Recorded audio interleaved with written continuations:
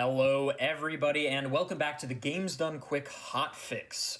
This Friday evening, we have another installment of Challenger approaching. My name is Adef. I am your host, as always, and tonight we will have Skybills running Yu-Gi-Oh! Forbidden Memories 15-card drop. It's going to be really exciting, so be sure to stick around. Really quick, some announcements, though. If you missed out on any of the Flame Fatales runs, check out our archive of past runs and shows at youtube.com/gamesdonequick. Also, did you know we have a social media presence? It's true. Check out our social media at Games Done Quick on both Twitter and Instagram. Photographs and 280 character posts. Does it get more exciting than that? I'm truly not sure. But all that aside, gamers, tonight we have Yu-Gi-Oh! Forbidden Memories. Skybills, how are you? Good. I am ready to duel. How are you doing, Adef? Well, it's time to duel, so that's very exciting. I'm doing really well. I'm excited to have this game on. I know very little about FM, but I have seen it played many times, so I'm excited to sort of get the inside track in this run. So tell me a little bit about how you came to play Yu-Gi-Oh! Forbidden Memories.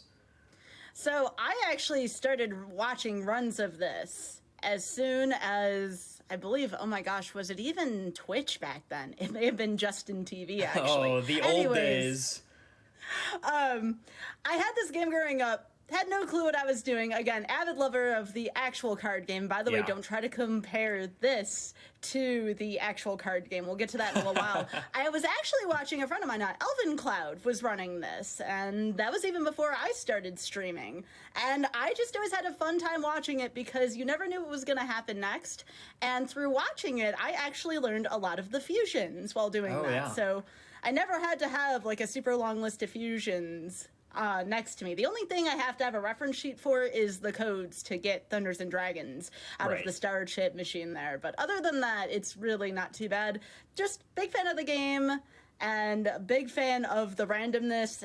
Who knew that I loved random elements in games? I mean, I do host Random Number Generation here, so I love, even if it destroys a run, I love randomness in video games. Sure, it's good fun.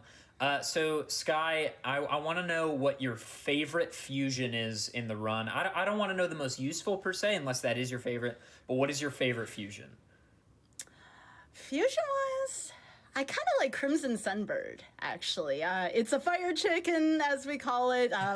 So there are many different creative ways to fuse it as well. So that is probably my favorite fusion. My favorite creature, though, in the entire game is still Meteor Bee Dragon. I have a love for it. I have attached myself to that route. Even though I know my run could be just a little bit stronger by sticking into just the equips, I can't help it. I love my MBDs, especially going up against Gate Guardians toward the end of the game. I have to say, you said you were an avid lover of the card game outside the video game. I, too, played competitive Yu-Gi-Oh!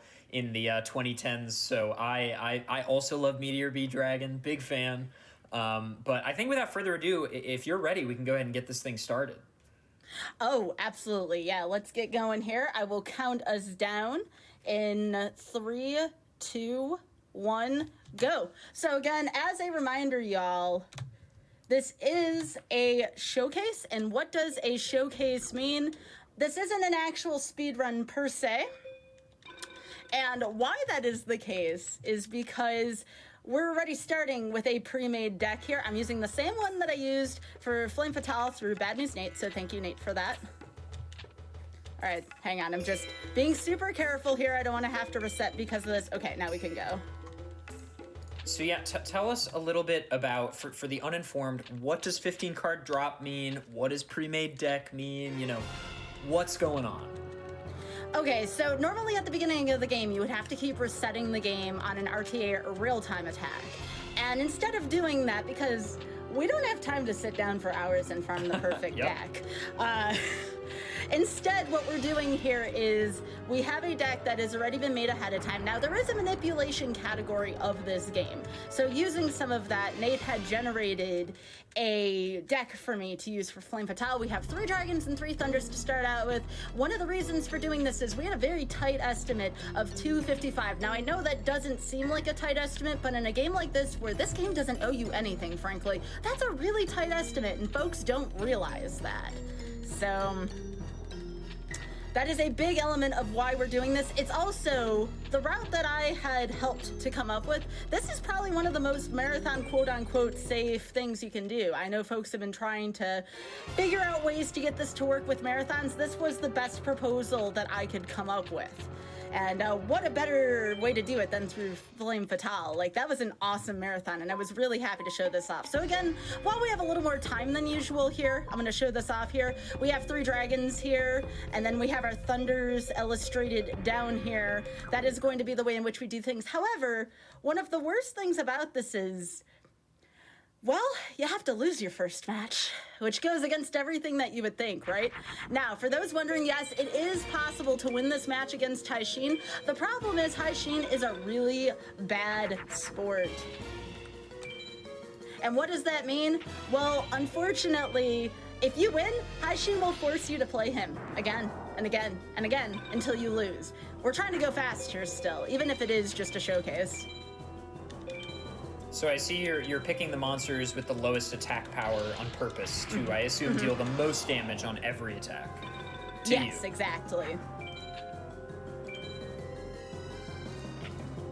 And yeah, I think the biggest thing for me in FM, right, is the departure from classic Yu-Gi-Oh rules. Like, your opponent plays their monsters face down, and there's this whole sort of like Pokemon super effective thing with Mercury and Pluto and all that nonsense. There's like, you know, turn 1 fusions, turn 1 attacking. I'm just, there's a lot going on. Oops, hang on. The menuing, however, is impossible. More impossible than the game. There we go. Oh my goodness, the Millennium Puzzle. All I right, also, third time's the charm. in chat room, I'm seeing people talking about Bandit Keith, about Chaz. I would like to just... Chaz? I would like to promote discussion of all Yu-Gi-Oh! Side characters throughout this entire thing because, well, Bandit Keith and Chaz are just important. It's Joey Wheeler. I mean, all the boys are back.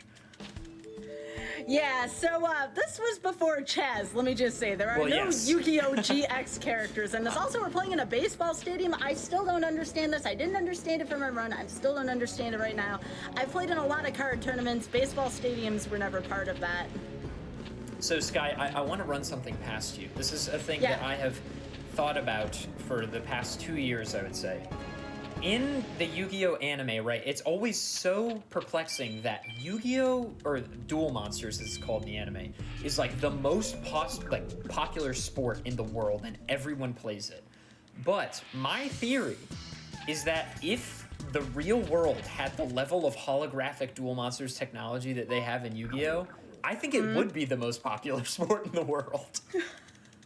Like, I mean, it would certainly be. I think you would fill stadiums if you summoned Blue Eyes White Dragon and it were 50 feet tall. Alright. I think this might make Dark Witch, maybe? So, hang on, y'all. Nope, guess not. Alright, I thought that was gonna make Dark Witch for a second because I was a spellcaster plus Queen's Double, a female plus spellcaster, but that's okay. We did get a Dragon Treasure, though, and a Thunder in our opener here, so we'll see what happens. Ladies are also very powerful in this game. Okay, so what is this? Skull Angel and a Sun. So we were earlier talking about Guardian Stars. Actually, you know what? Let's meme it up a little bit more. Let's actually go with my good friend, the Bolt Escargot. Won't get to see this one too often, so why not? 1400. You typically only need to get over 900 in order to defeat Rex there, so why not go with Bolt Escargot? That's a fun one to start with. So, can you tell us a little bit about the fusion mechanic? Sure, absolutely. So what happens is you need to memorize or have a list available of certain cards that can fuse together. No, you do not need polymerization to do so. But now we got the big old twin-headed Thunder Dragon out. 3,300 here. And we're going to be seeing that creature a lot through that. So think of it as there's a list of fusions that actually work together. Sometimes it's theming, sometimes it's very specific cards, and you do not need a polymerization to do so. Here, we're going to use Regakian quickly in this duel. Twin-headed Thunder Dragon, I do know, is kind of like the prize jewel of the Yu-Gi-Oh! Forbidden Memories speedrun. Oh, absolutely. Can you explain a little bit about why that might be? Oh, hang on for a sec here. I Sure, just no want to worries. see what we got real quickly here. Not bad. I should be able to move forward here. So sorry, I wanted to get back to you. What did you ask again? I'm sorry. I was curious why the twin-headed Thunder Dragon is so prized in this run. I believe it is the most powerful thing on our current route that you can fuse. Someone can correct me in the chat, but I'm pretty sure that is the case. So normally there, if I didn't have enough Dragons and Thunders, I would go into a mini farm one. Most folks would reset if they're going for records. All right, let me just exchange cards really quickly here. Sure. Oh, it is on my mind. So I'm gonna be putting in some beasts here, some ladies, some fires, just anything we can here to make sure Yami comes out, Mountain goes in, because that works with Twin-Headed Thunder Dragon as well. There's a certain construction I have in mind. I'm gonna play this Rico, and then I gotta put those 3 in. So we got like kind of iffy of a start here. So yeah, it's worth noting that the 15 card drop mod, what that specifically means is that typically when you play Forbidden Memories and you win any one duel, correct me if I'm wrong at any point, Sky, you get a certain number of cards dropped, but the 15 card drop mod just makes it a little bit easier to do things more quickly, and because you have a better chance of getting the cards you need since it drops 15. Yes, it is much easier. It would be the category that I actually recommend folks start out with. Yes, there's Garvis. Okay, I'm pretty sure that formed Garvis, but every now and then I get a little surprised by this game. If you are looking to start Forbidden Memories, definitely start on the 15 card mod. You do not want to do the 1 card mod, or card mod, vanilla, I should say. It's a lot. It's definitely a lot to take in here. Let me make my next twin. Why couldn't I have this amount of luck in Flame Fatale? Now I'm getting my Dragons and Thunders. During that run, I just couldn't get anything to work for me here, so I'm really grateful for that. So this little boost that happens is when you've chosen the correct typing, quote unquote. Correct? Like you get a boosted attack power against a monster of the correct opposite type. Yep, those are Guardian Stars, and think about them as Pokemon, right? How, fire is weak to water, for instance. Nothing more to it than that. Again, that's another chart that you can take a look at. You'll memorize it over time. You want to know what the best way to memorize it is? You do runs and you make mistakes, and then you remember those mistakes. For me, at least, it's the best way, though. Trial and error is really important.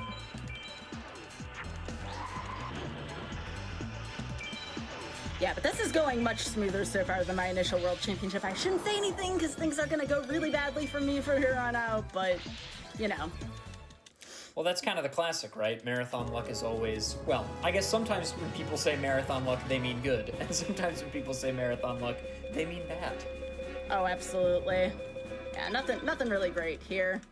And again, since we're not on a strict estimate, I don't mind going through cards that I earn. It's fun opening up a booster pack, right? I don't want to deprive folks of that unless we're really desperate for time.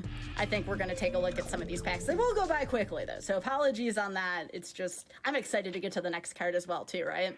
My favorite smell in the entire world is a new booster pack of Yu-Gi-Oh cards. I think there is nothing like it.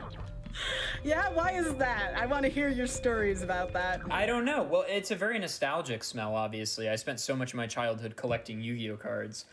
But, additionally, I don't know. I truly think, it's like that plasticky, cellophane type smell, and it is just amazing. And there are other card games with good smells, but Yu-Gi-Oh, the Konami smell, I don't know, they got it down. Because it's my esport, I'm a little partial to Magic the Gathering when it comes to that feeling. Yes, of course. Alright. So let me make another card that we don't make too often here. This one's going to be Curse of Dragon. I never used to use Curse of Dragon too much, but lo and behold, if you're looking to make fusions quickly, this is the way to do it. Because zombies just fuse so easily in this game. I don't know what it is about it, but typically, the end fusion for that when you're fusing with dragons is going to be Curse of Dragon as long as you've done all your fusions properly. There are ways to mess up, and how did I know I made those mistakes? I cannot stress that enough.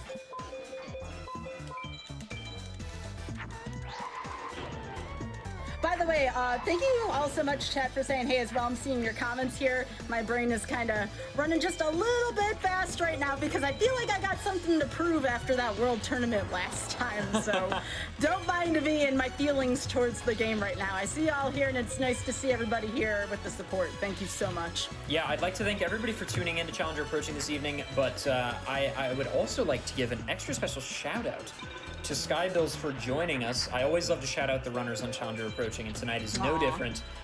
Please, please, please, everybody go to twitch.tv/Skybills and follow her.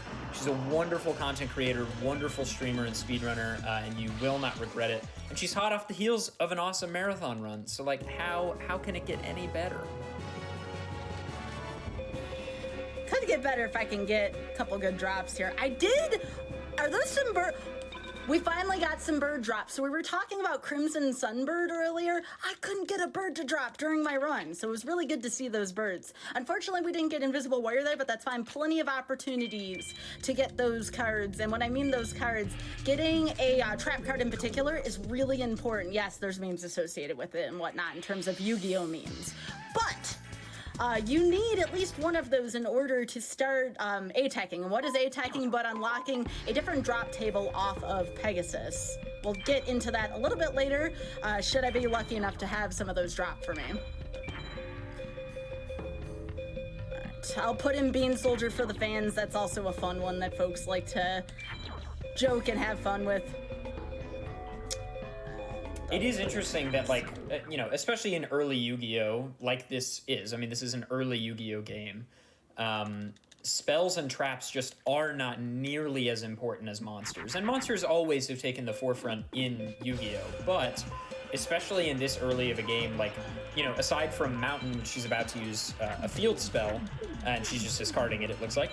Aside from, like, your field spell or your Raigeki, you really don't see very many spells in early Yu-Gi-Oh. Yeah, you really don't. I know there was an era where field spells were played more often so than not, but I'll have to do a think about that. Okay. Oh, wait, I got Flame Cerberus. I'm fine here. Oh, what is Gemini Elf's son? I'm looking at my hand. I'm like, do I have something? No, I have this. This is fine. That's actually a really popular card from earlier Yu-Gi-Oh! Gemini Elf, one of the first 1900s to become widely available. I say that because Mechanical Chaser was available early on, but that was only for a tournament pack. Not too many people had access to that early on. Is Gemini Elf 4-star or 5? 4 stars, and that's what makes it so great. Yeah, that's ridiculous. Yes, you don't have to make a sacrifice to play it. You say ridiculous, but we can slam a Dark Magician down in this game like it's nothing, so... Well, yeah, but in the actual card game, Dark Magician requires a sacrifice. 2, actually, no? Yes, it does require 2. It depends, though, because there's certain cards that can get Dark Magician out without a sacrifice. Dark Magic Curtain being one of them. Ah, yes. One of Yugi's favorite cards. It is one of Yugi's favorite cards. You know what? I'm just gonna do this and make up for my mistake last turn. Just get a lot of damage out on the field. You know, the fun thing about playing this on GDQ the first time is once you do it the first time, it's much less, there's much less nerves this time around. I really feel like I can have a good time here. I bet. There's not much I can do with this, but that's fine. As long as I have enough to finish off Teeth, which I do here.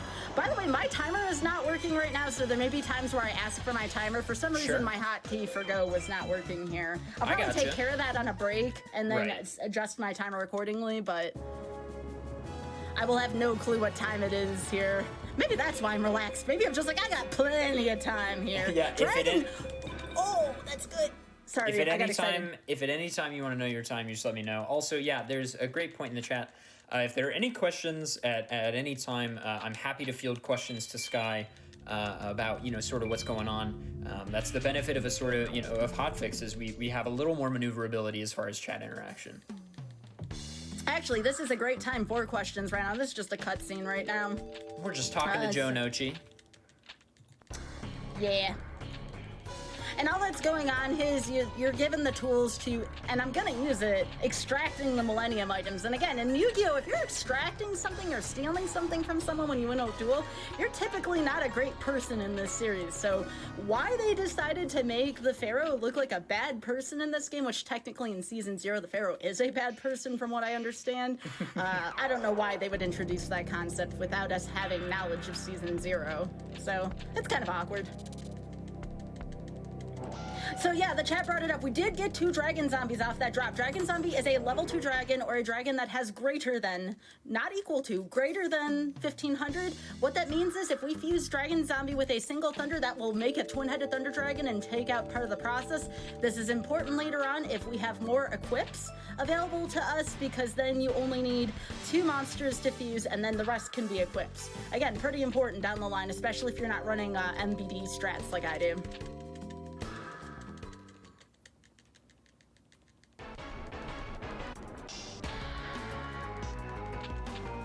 Yeah, someone had mentioned that in chat. It feels very odd to run games, honestly. I'm used to hosting, if anything. It's a fun thing. It's a fun thing to play, but it's so different for me to be on this side of things. Usually I'm giving Adef a hard time. We're trading stories back and forth. Like, this is a very new concept to me, for sure. Well, we can still trade stories back and forth. I want to know what era you played competitive Yu-Gi-Oh!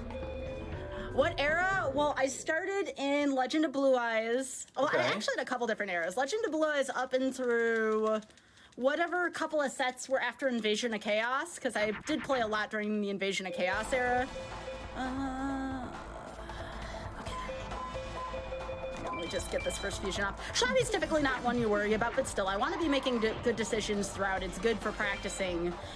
Because at this point you can make a mistake. Later on, if you make a mistake, especially in the final gauntlet, that's it, you're toast. It's bad enough having to fight through RNG, let alone mistakes. Let's do this. I then started back up when synchro summoning was a thing, and I played 6 Samurai. Did a lot of 6 Samurais, That's a which great I know. deck. Oh yes. I played, yeah, go ahead. I was just gonna say, and then I decided to play Magic Round XZs because I had determined I was good with all the mechanics in Yu-Gi-Oh! At that point, especially with first turn kills and 1-turn kills. Sky, you and I are on the same page. I collected Yu-Gi-Oh! I think I started around the era when, like, I don't remember the name of the box set, but it was like, the Relinquished was the big card in the box set when I started collecting. And then I played competitively from early synchros all the way through to Xseeds. And then when Xseeds came out, I also dropped the game. I was done learning new mechanics. Yeah, but that is the thing. I played Black Wings. I know everyone's gonna be like, "Wow, what a poser." I played Black Wings. Don't you dare. I really like Black Wings. And then I played a Chaos Lightsworn Dragon, like double deck. Ooh, really? Yeah, it was fun. Oh, I also played a dinosaur deck for a while in early synchro days. Nothing too interesting here. Got an additional dragon, though. We do take those, especially early on. So now at this point, the game takes a sharp turn difficulty-wise. Some people will be like, well, Scott, doesn't that start on Pegasus? No, Bakara's been particularly mean to me lately, so I'm saying it starts here. Bakara loves to put up Millennium Shield and Labyrinth Wall, which are really difficult to get rid of this early on, so not a fun time. So I remember decks that I was annoyed with. I remember frogs were a thing for a while. Magical Scientist I didn't like. Frogs I didn't like. Anything that first turn killed or 1-turn killed, I just didn't enjoy playing against.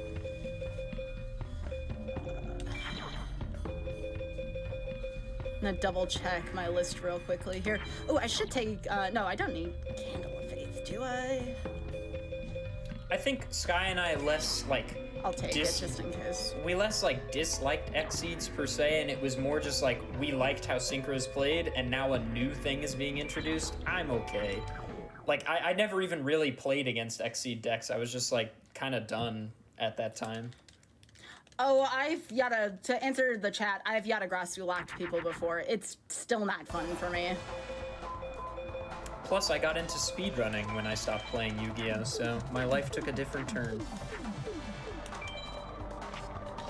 Yep, So I've seen Gladiator Beasts. You'll see Sky sometimes purposefully, like, selecting incorrect orders for fusion just to get a full new hand on the next turn. Mm-hmm.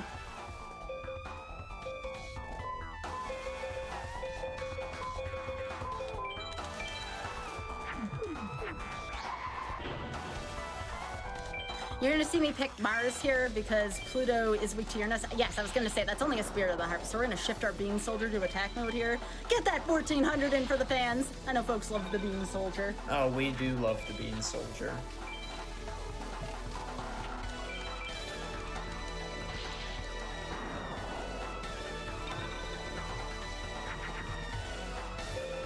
Okay.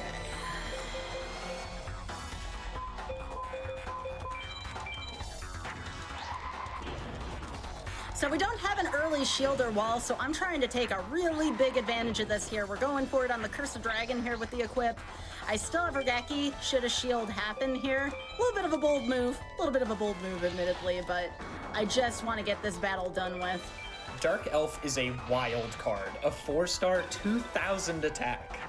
Well, okay, but again, we don't have effects in this game. I believe you have to... There's like you have to sacrifice something, like your life points or something when it flips. It's either a sacrifice or you have to, there's a certain amount of waiting involved. Hang on, let's see what chat says. I know, there's always someone in chat that knows. You have to sacrifice some amount of life points per attack, I want to say.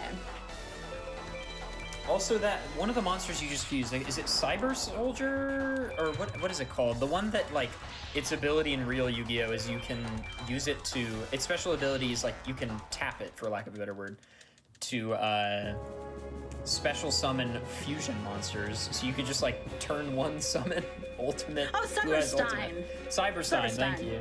You can just turn one summon ultimate Blue Eyes. Yeah... You have to pay 5,000 life points. That one I do remember because that was on a Yu-Gi-Oh! Game Boy game. I want to say Eternal Duelist Soul. There was somebody on there Sky, who did that's that my turn favorite game. Yu-Gi-Oh! Eternal Duelist Soul on the GBA is not only the best Yu-Gi-Oh! Game, in my opinion, it's the best card game on any system. And that's a bold statement. The OST, Duelist 1 group OST and Duelist 2 group OST is magic for the ears. You pay 1,000 life points to attack with Dark Elf. That's what it is. This is where things get rough. This is where our first game over could possibly happen. So we'll see. We need some good vibes here for sure and some good luck to go with it. Yes, let's get some good vibes in the chat. And there's no better way to get a good vibe than to follow Skybills. It's actually free. We did get a twin-headed Thunder Dragon, so... Unless we get an MBD turn 1, it does happen occasionally, this should finish Pegasus off here. There's only one card that can defeat me here. Did we get it? No. So Pegasus does not have it in his opening hand. Not what I wanted to see here, honestly.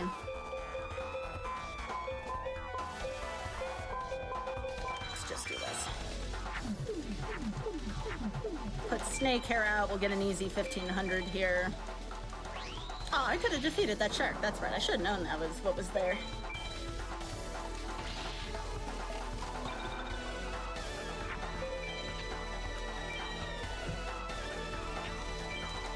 Machine Dragon here is also fine.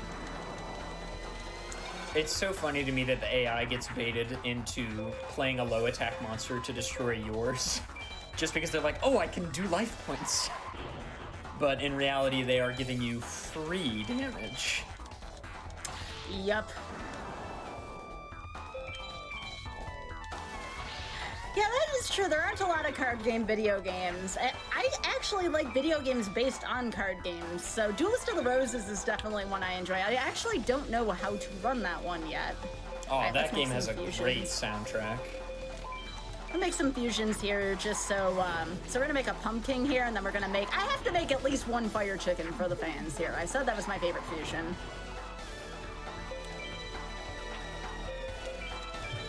All right, that should be at least 5 fusions, so let's take Pegasus down and keep on going. We do need an Acid Trap Hole, Invisible Wire, or a Widespread Ruin soon. Otherwise, we're gonna have to do a little bit of extra grinding, which I don't want to do right now. Sky, have you played Shovel Knight King of Cards? I haven't played any of the Shovel Knight games, which I know is an odd thing. Oh, there it is! Oh my god! Oh my god, that is a Dragon Treasure and an Acid Trap Hole. Holy crap, y'all. That's big. The good luck. We love the good luck. That was so good. Well, in Shovel Knight King of Cards, there is a card game they made called Joustus, and it's really fun.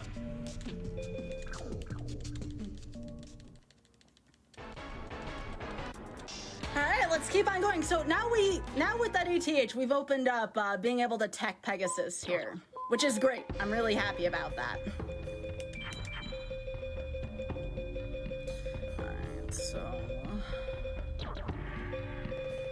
I like the extra dragon treasure there too. Got a baby dragon for the fans. Who doesn't like baby dragon? Baby dragon's adorable.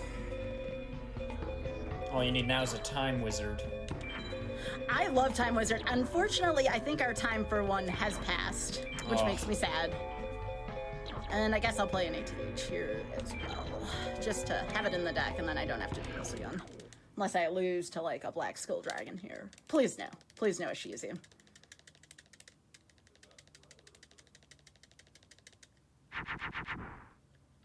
Alright. Y'all want to see something really neat? Did you know that Flame Ghost counts as a fire attribute due to Mars? There's an instant Crimson Sunbird right there to start. The only 2 cards that can defeat us right now are Twin-Headed Thunder Dragon and Black Skull Dragon. If we don't run into those, we're in good shape because we played it in Mercury. However, there is Twin-Headed Thunder Dragon, so we'll see what happens here. It's gonna be a little tougher. Oh, but we have our own here, so this is an interesting situation. Here's what we're gonna do.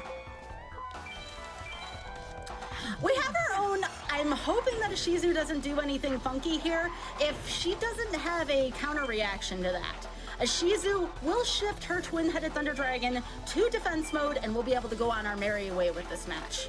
And there it is. And there's our Crimson Sunbird. It's back again. Tell a friend. So we got a chance to see what happens when you don't get such a favorable scenario at the beginning. And also, Nurse Swords of Revealing Light placement onto the field.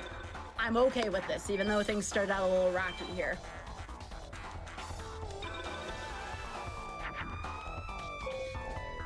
Well, that's a fun hand. Let's make a really big Skeleton. Because that sounds like a fun time.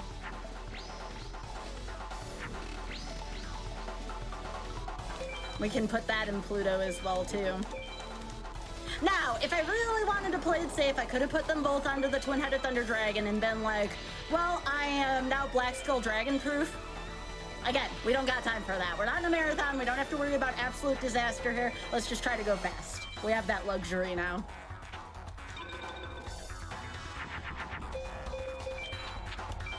Oh, the bean. The bean!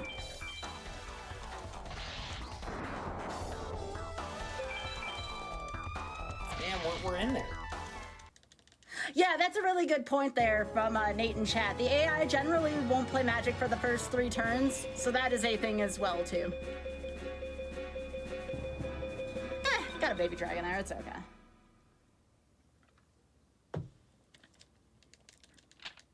Wow, So if anyone wants so to know, angry.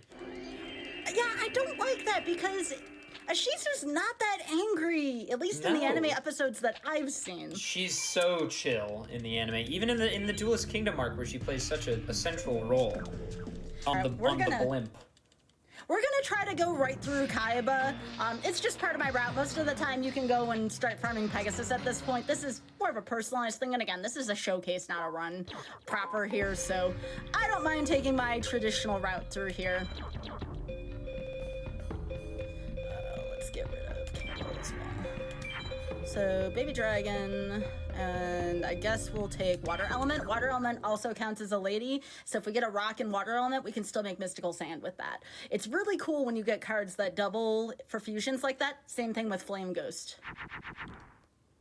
All right, nothing real fancy here to start out with, so we're gonna do something called Scouting. And all Scouting is... Oh, that's a Crimson Sunbird, never mind. He's gonna have blue eyes anyways. This is my prediction.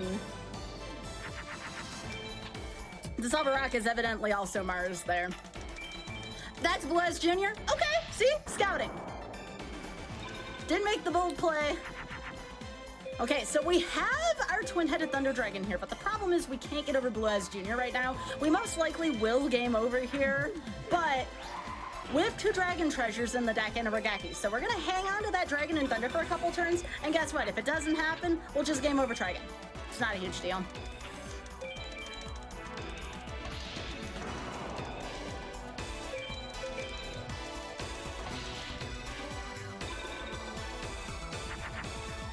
Nope, nothing yet here.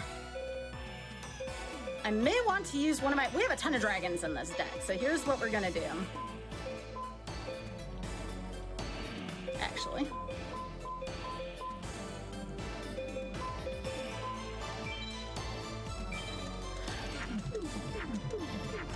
We're just gonna try to preserve those life points here, and now we're gonna need a dragon and an equip, or a Regaki. Regaki would do it as well. Just trying to figure out the most efficient way to go through my hand. I still only have 3 Thunders in the deck, so again, we're trying to do everything by the book here. And if I decide that this game's not unwinnable, we'll take the game over. Try again.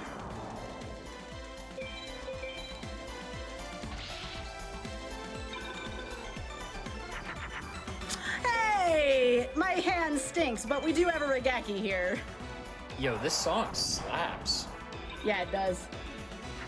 So if we get a dragon here, is this their Twin-Headed Thunder Dragon?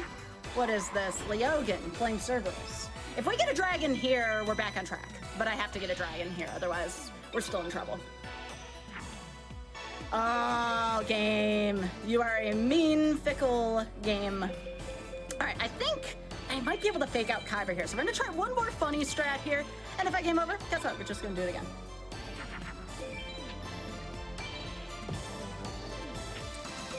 Nope, couldn't get the fake out strat. So what happens there occasionally is when you put something in defense mode, 1800, is that enough?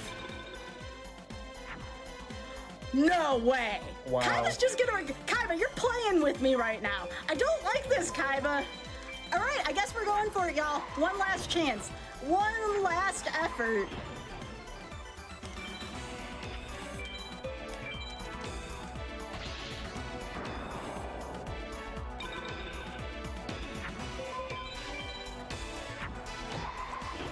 So you're telling me there's a chance? You're telling me there's a chance. All right. What is this?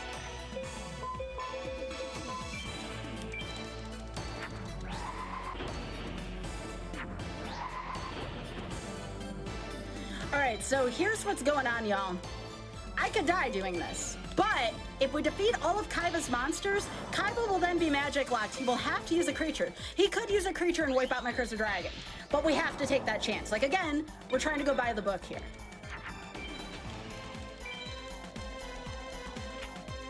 That's a really good sign.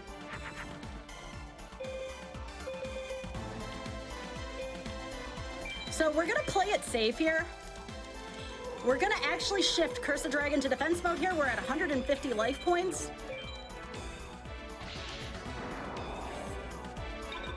Now, if Blue Eyes Jr. hits the field, we are still stronger because we have the field power bonus now.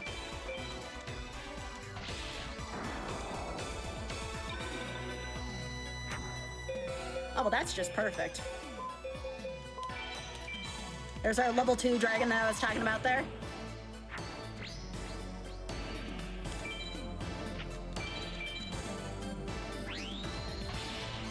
$4,300 attack power. All right, one more turn. And Kaiba can't play a spell card here. Has to be a creature. We win. Wow. Wow. GG, dude. That is so sick. What a recovery. Well, the best thing to do in this game is to not panic. You can only do what you can do with this game. I guess we didn't lose. All right. We did everything we could in our power there, and it just... Oh, Dragon Capture Jar. That's really good for the final gauntlet. So a little bit of added protection there. What is the time so far, Adef? We're at 35:54. That's a decent world championship. Like 36 and change. That's pretty okay for me. That was a long battle, and I lost some time on that, but you know what? The fans probably enjoyed that. Stream value. Got to prioritize that hot stream value every now and then, all right? It's all about the content.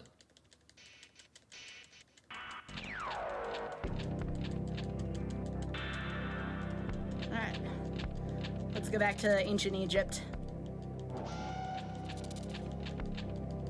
You want to know where I got that strategy from, y'all? Just not panicking? I've seen some serious stuff while playing Magic the Gathering. I have seen some seriously bad game scenarios. Try having, 100,000 people plus watching you, and you're trying to defend yourself down to that last second. That's happened to me in real life. So this is nothing compared to that. This is just nothing in terms of nerves. Yeah, it's worth mentioning that Sky has a lot of experience with card games. Sky is actually a sponsored player of Magic the Gathering, a professional Magic the Gathering player. So if you enjoy Magic as well, you can run the whole gamut of the classic tabletop card games. Magic, Yu-Gi-Oh! Maybe Sky will even play Pokemon someday on stream. Who knows? But drop. I have. The TCG.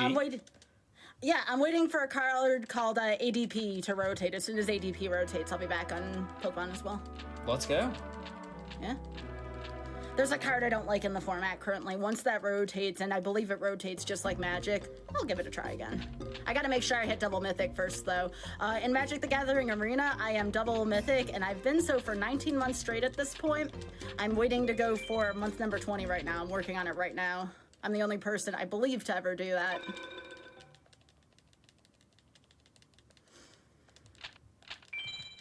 What does 15 card mod mean, Sky? You get a booster pack versus one card per win. I mean, that's always more fun, right? More cards, more of a chance to be able to win the game. Oh, who am I kidding? If the game gives me too many ultimates at the end, of course it's going to be a loss. Oh, that's right. Yeah, I'm not I don't play Yu-Gi-Oh! Anymore. I've converted to being a professional Dungeon Dice Monsters player. Dungeons Dice? I'm talking to Duke Devlin here, y'all. Duke Devlin and I are, we're good pals. Good pals? Yeah, of course.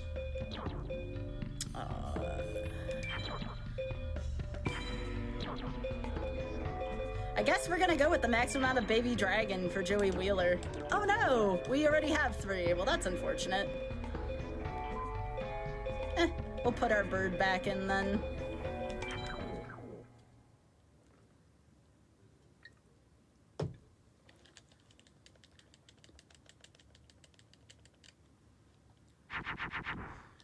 Hey, I ain't trying to make fun of anyone. 15 cards means 15 cards, y'all. I see y'all there memeing. It really does mean 15 cards. And Fear the Gate Guardian, that's why we're getting MBD. That's gonna be our protector from that horrible card.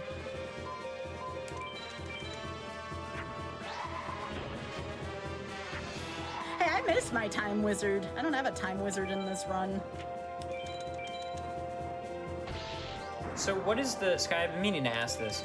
What is the structure of the game's story mode? Like, how many duelist collections are there? I know we did the World Tournament, and I know there's, the sort of final 6 at the end, but what is in between? So we have these mages coming up. There are mages that protect so many different temples, and you have to collect all the Millennium items from them.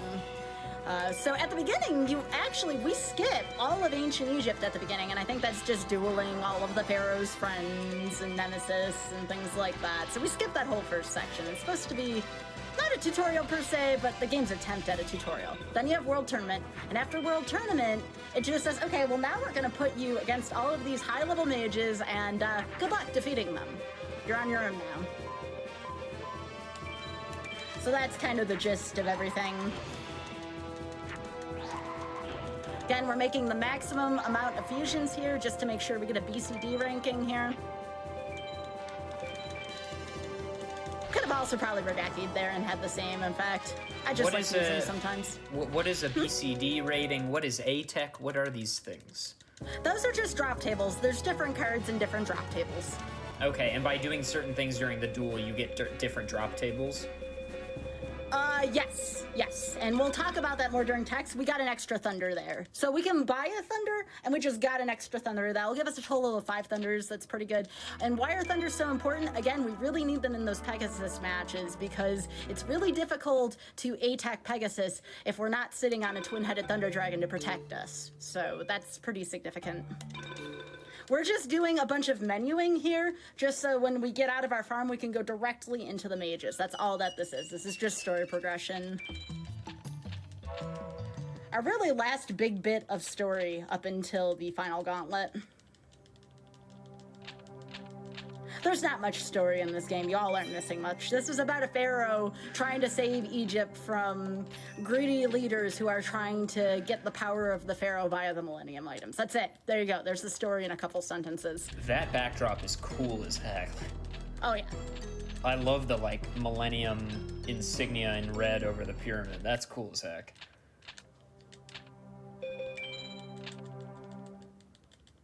But yeah, some folks were talking about it in chat. Yeah, this is already looking much cleaner than my Flame Fatale run. And that's not because I necessarily played that. It's because I had a really rough world tournament in that. Let's keep that smoothness going, shall we? All right, so let's see if I can do a little bit of memorization here for fun. I'm not gonna look at my sheet.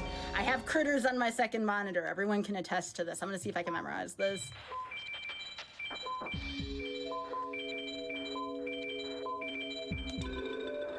Why do I have that memorized?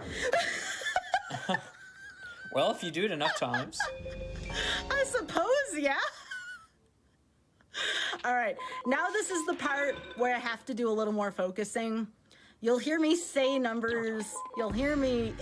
Everything I'm going to say from here on out is probably not going to make sense to y'all. So don't mind me. It's just part of the run. So is this grinding for drops? Yep, this is going to be teching. Now, if we get ATH on the bottom card of the deck, we cannot finish this. That is the fear of only having one trap card because we need that to go off. We're doing a laundry list full of items here. All right. Let's get going.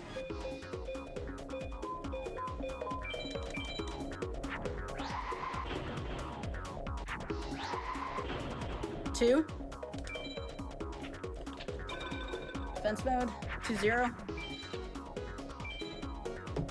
This is the only time where I can't talk and hold an active conversation. That's okay. I'm just mesmerized.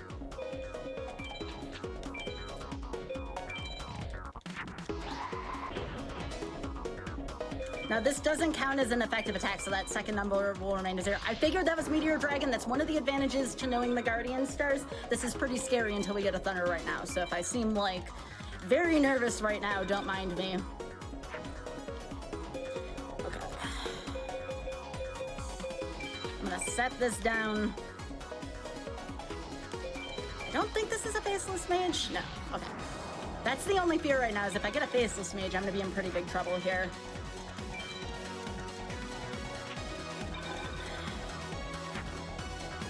Oh, you want to see something cool, Ada? Sure. We're gonna make a Crimson Sunbird out of this dragon. 4,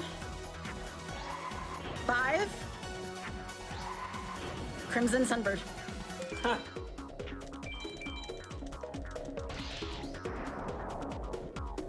Now I feel better.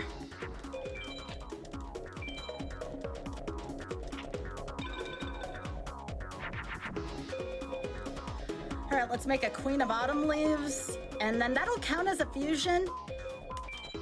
Then we're gonna make a Pumpkin, so 6, 7.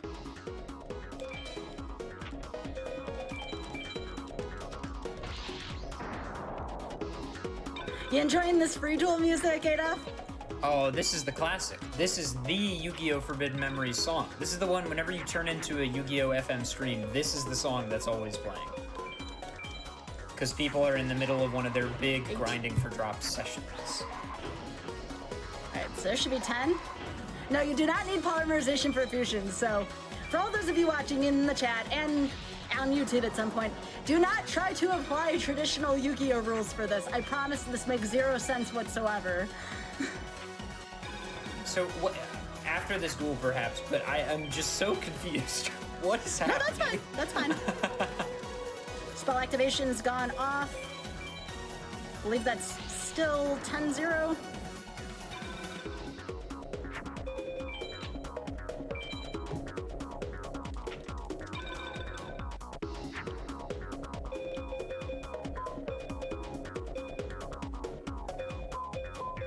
We're gonna make it Twin-Headed Thunder Dragon, and then we're gonna put the Cyber Commander out.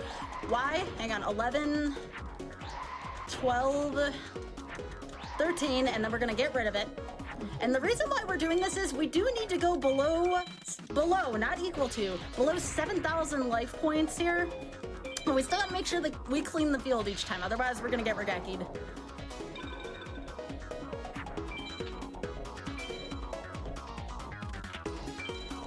All right, that's gonna set off ETH here.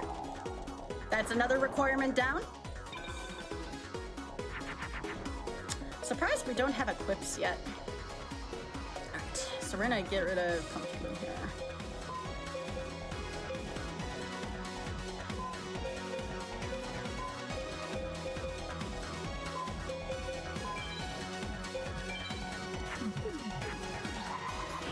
$14. 15, and I think once we're above 15, we're good. I always try to do a couple extras at the end, but we're also going to set that in defense mode. So now we need to do these things called effective attacks, that is attack on attack. We need 4 of those, and I'll show you what that looks like. I forgot to shift that to defense. Well, no biggie. Let's get that equip on. Now we can't be MBD'd, that's important. 1.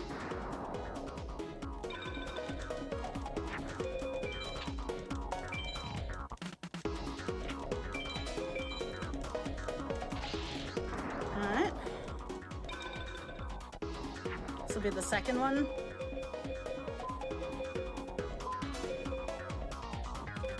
Actually, we need more defense modes. We don't need fusions until the very end again, so we're just gonna do this. Pegasus has some really weak creatures towards the end unless it's MBD. So that's why I like leaving zombies on the field with 0 defense, because then Pegasus will attack it even if he's got a Toon Alligator. So that's the second effective attack.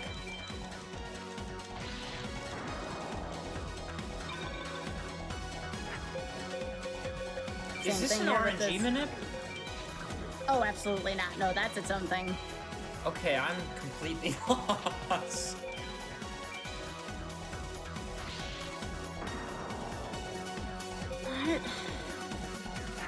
So I always try, especially when I'm doing this for a showcase and not to try to get a PB, I always try to do 1 extra of everything, even if it costs me a minute or 2. That just makes sure that I don't mess this up, because this is a big time commitment.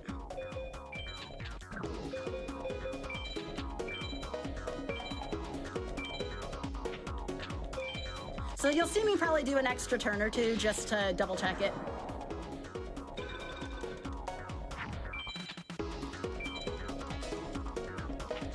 And since we already played Umi, we don't need to play Regeki, which is nice. Those are both spells.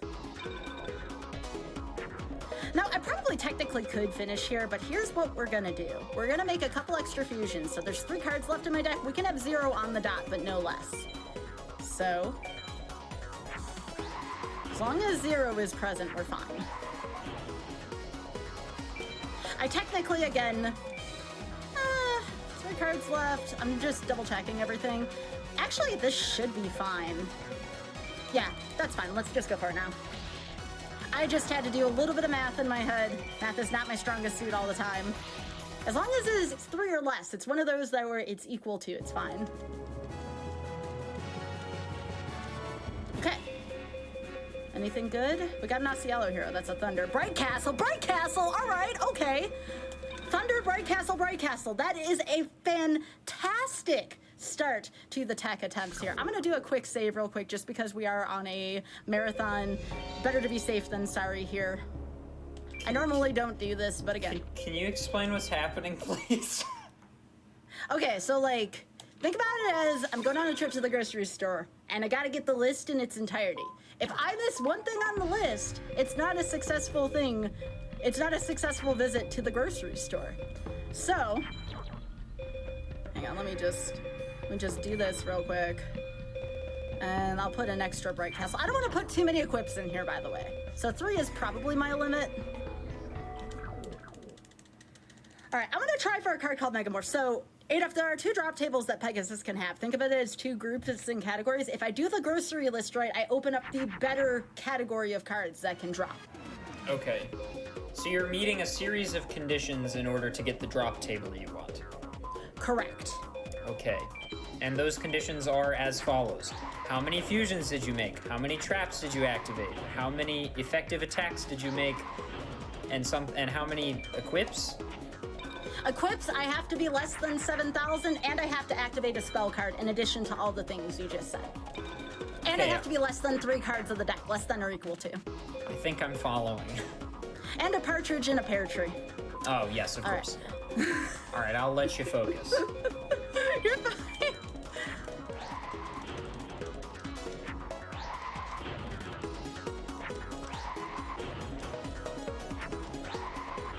Is that 7 already? I'm trying to remember how many I made for this. It's either 7 or 8. I'll defer to the chat here because I know they've been keeping track. That was a lot of fusions early. That's a beautiful chain of fusions to start.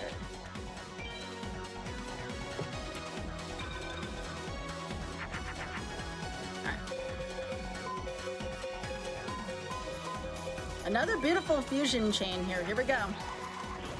Remember now, do not make a pumpkin on accident. I've done that more times than I can count. If you have a zombie, do not give it a point attribute that will make pumpkin.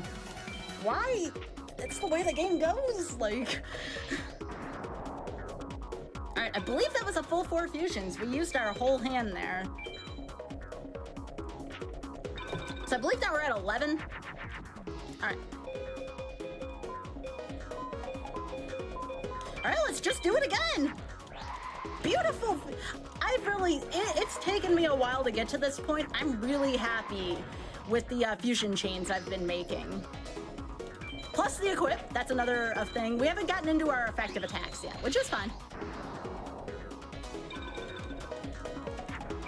I'm just vibing to the music. Oh yeah, who wouldn't be vibing to the music? Did I explain that, by the way? Did I answer your question, Adolf? I'm sorry if I got a little caught up in technicalities here. No, I think I got it. I think I get it. You get it? All right. I think so. So what I'm doing next is actually a trick I've learned more recently. Not so much a trick, but a strategy. I'm taking the spell cards that I have from my hand and put them on the field. I can activate them at any point as long as, again, we keep Pegasus spell locked. How do you keep Pegasus spell locked?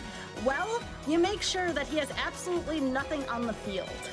If you do that, there's nothing bad he can do to you. Because he'll never leave himself defenseless. He'll Yes, always in terms put a of monster on the field. Yes, yes. All right, so now we need to start leaving some effective attackers in here. We could do a full fusion again, but instead we are going to do this. This should be more than 15 at this point. All right, I am going to do that in defense mode. And Pegasus is down to 2 Alligator right now anyways. I gotta start finding some of my 0 defenders in order to get the 4 effectives out. We are good on regular fusions. Now we have to do 4 effective attacks. We also need ATH, which we still haven't drawn yet. That's actually a little scary to think about. Oh, well, there it is. All right, let me put that down. That's important. Put that in defense mode, see if Pegasus will attack that. 1. If we find a Bakuri box, Pegasus will attack that or stone, so.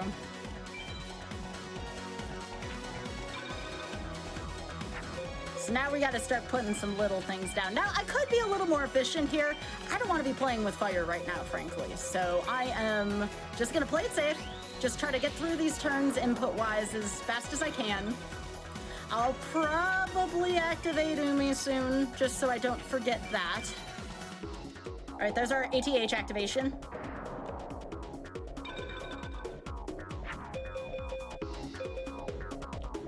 All right, what do we got here?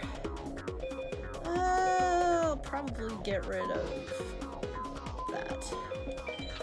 Because again, we have more than enough fusions now.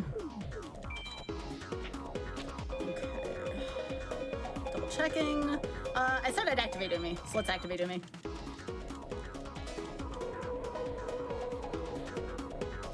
I also need to have less than life points here, so I am putting my Phantom Ghost in attack mode before I forget. And that should be enough. 1250, perfect. We are below 7,000. Okay. So, we already have a creature on the field. We'll put another creature on the field here. Let's put this in attack mode. 2. Nuts. This is the most confusing part of the run by far. If you can learn this part of the run, you can speedrun Forbidden Memories. Any of the categories. I wouldn't recommend Hundo, but it's a good. I know a lot of folks who defend Hundo. All right. Got to start losing more life. So 3. And we're going to do an extra one. We're going to do an extra one for good luck. We'll go up to 5 just to double check and make sure.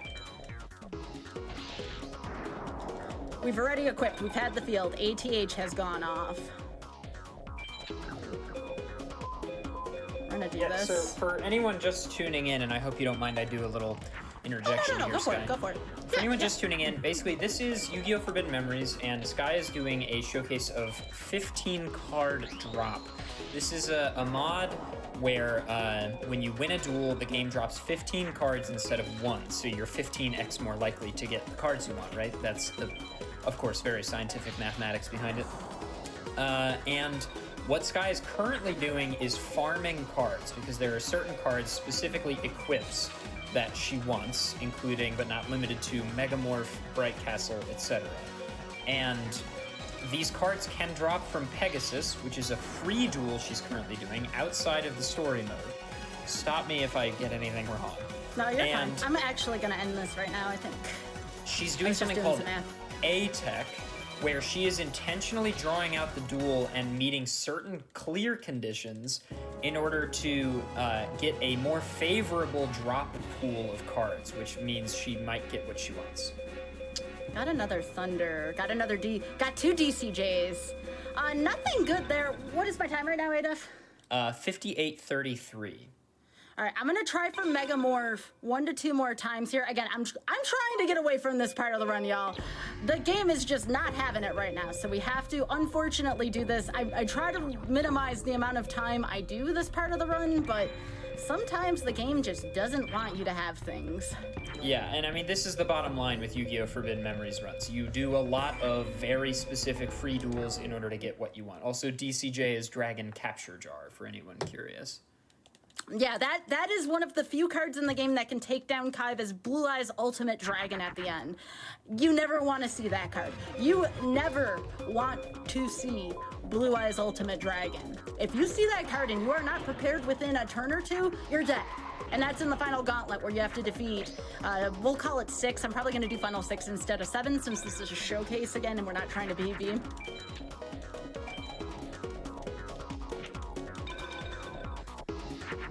All right.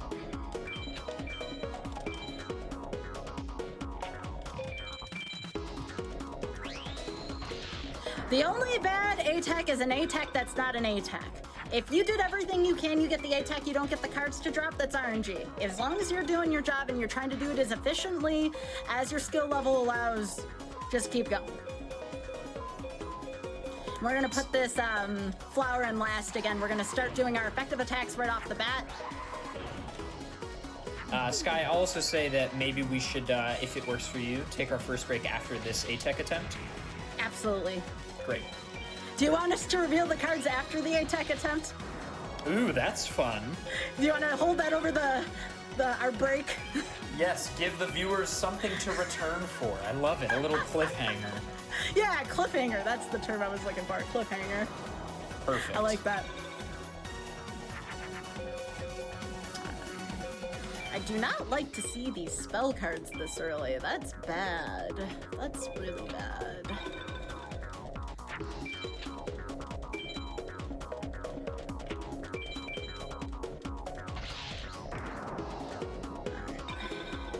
Oh, might as well use that equip right away.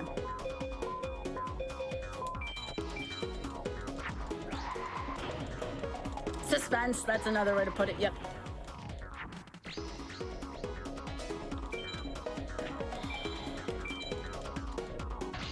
One for the effective attack. I assume I'm gonna hit the fusions at this point. I just really need to keep track of those effective attacks. My life's already down, which is good.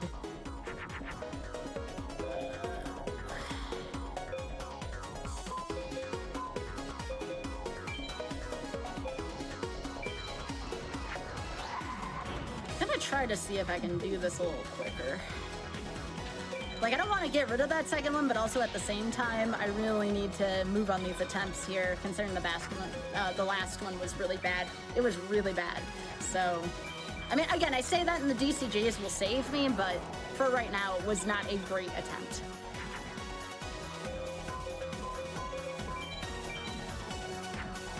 I gotta put that Regeki down as well so I can start getting 5 cards instead of 4 each turn. That Regeki is not good where it is right now.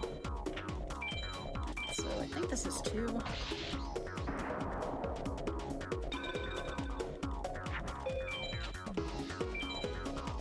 Hey, someone's got the laundry list in chat. Well done. Well done. Yeah, I think the good news is, while Sky concentrates and I am completely useless, there seem to be several individuals in the chat room who know exactly what's going on, which is excellent. So field your questions to them and through me to Sky. When she has a moment, I can help get some stuff answered.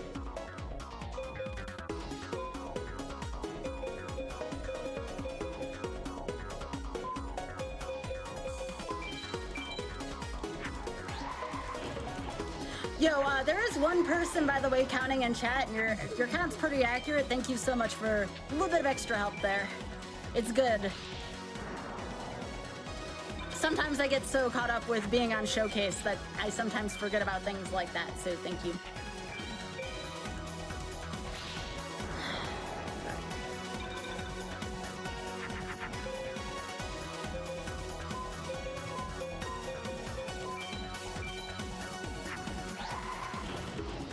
Hey, it's important to thank folks when they help out. I'm actually going to take... We're activating Umi here. Why are we activating Umi right now? Because that extra field power bonus will help us get over MVD should MVD happen. So let's be proactive about that.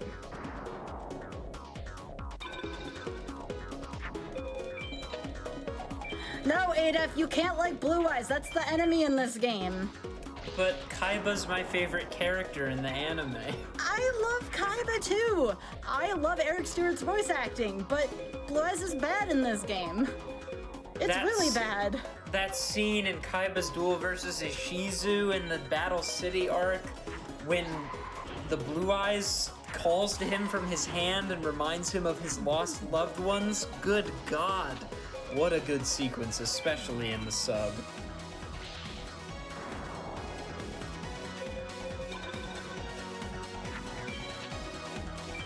Yeah, we all forget Pegasus has MVD. You're not alone on that one.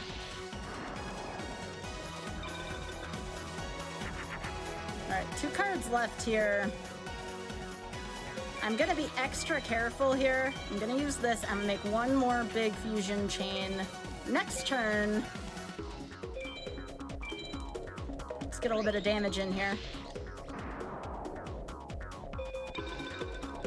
And then we're gonna make 1 more big fusion and we should be good. I'm less than 7,000.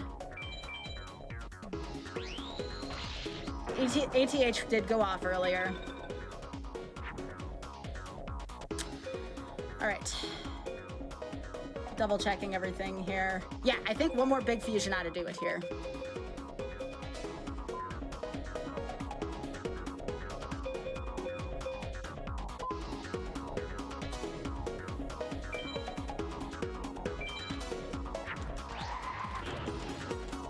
So I grew up in Kansas City, and I thought the KC from Kaiba Corp was Kansas City when I was a kid. Oh my gosh, And I was like, wow, why is my city being represented in Yu-Gi-Oh?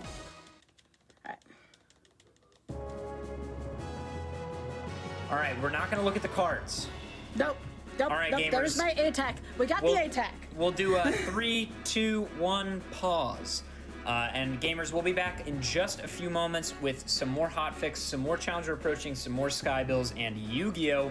In just a few minutes. Don't go anywhere. We're going to get up, stretch our legs, and get some water. I recommend you do the same, and we'll be right back.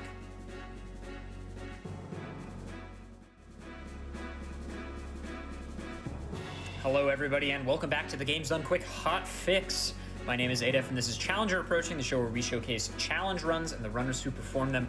Tonight we have Sky Bills on doing Yu-Gi-Oh! Forbidden Memories. Just a few quick announcements. If you're watching on YouTube, feel free to join us over at twitch.tv/GamesDoneQuick to check out our live shows, starting most nights at 7 p.m. Eastern. And if you have Amazon Prime, you have Prime Gaming, which means you can subscribe to any one Twitch channel of your choice every month for free. Consider using your Prime Gaming account to subscribe to the GDQ Twitch channel. Gamers, we're here. Sky, whenever you're ready, give a countdown. All right, we're starting in 3, 2, 1, go. And my timer's here too. All right, I haven't looked at this yet, so here we go.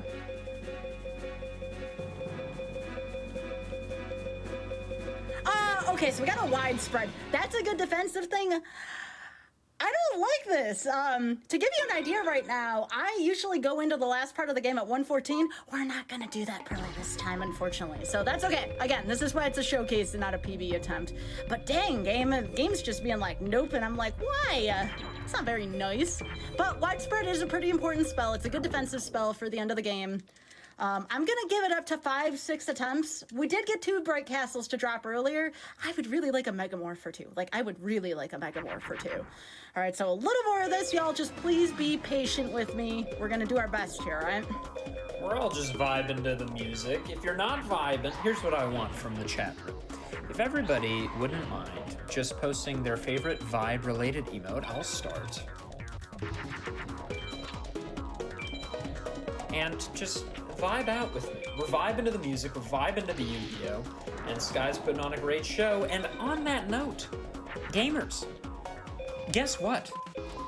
This doesn't have to be all you see of Sky Bills. In fact, she has her own Twitch channel, shocking, I know, where she is a wonderful streamer, and you should check her out, twitch.tv/SkyBills. Follow, it's literally free. It is literally free. We were talking about that the other night. Follows are free.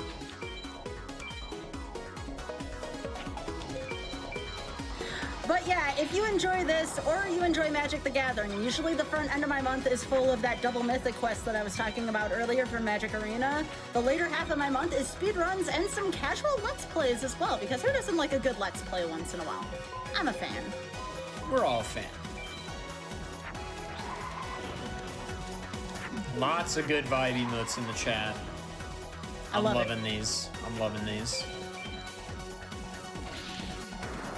Those are some really good vibes. I like that. Oh, yes. I forgot about 2020 Party and 2020 Pajamas. I'm so glad those are permanent. You don't know about this? No, I don't know about this. Okay, 2020 Party and 2020 Pajamas were, like 2020 bit reward emotes, and there's just these children vibing in pajamas. Look at this gamer, Spike Vegeta, with the subscription for 10 months. Welcome back to the, oh no, what do we call the group of Games Done Quick subscribers? Welcome back to the D-pad crew. Your support is appreciated.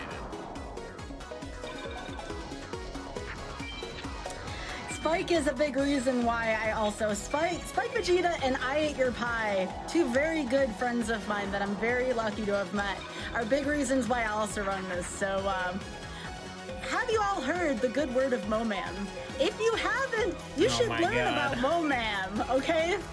I've had actually so shameless, so humble. Just plugging an annual event that is 30 days long that's presented by 2 different streamers. Sky, you're so humble.